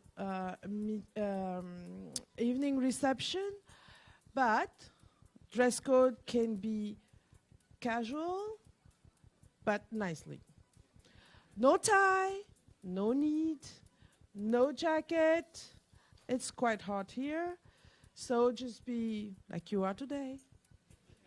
Any question? I just would like to add the last one. I would like to thank all our sponsors for this 20th AGM. Without them, we wouldn't have the opportunity to organize that. So Huawei as a diamond, Orange, Speedcast, Telstra, and Nokia as a gold sponsor, Intelsat, PCCW Global, TNZI as a silver, Spark NZ, SES, and Tata Communication as a bronze plus, Redcom, Viasat, GSAT, O3B, ABS as a bronze sponsor. This morning tea was sponsored by SES, the lunch by OPT and Spark, and the afternoon tea was sponsored by ABS. Thank you, everybody, and see you soon.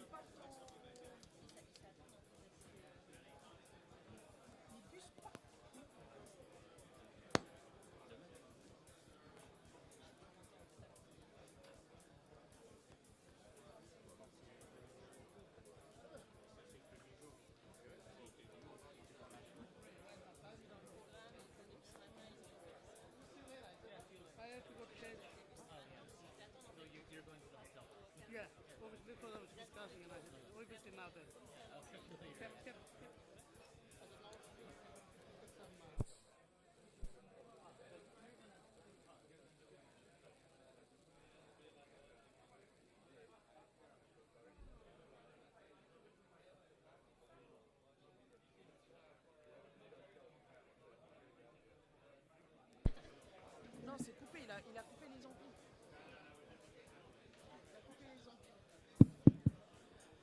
If some of you want to go and have a look to the booth, you can go.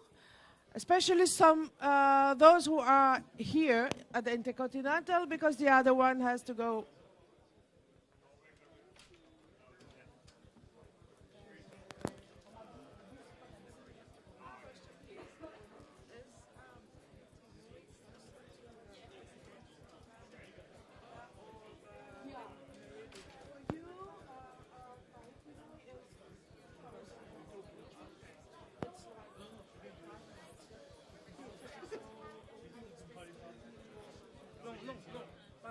Allora facevo un non mi capita pali, comincia a cambiare perché non ti finisce, capito?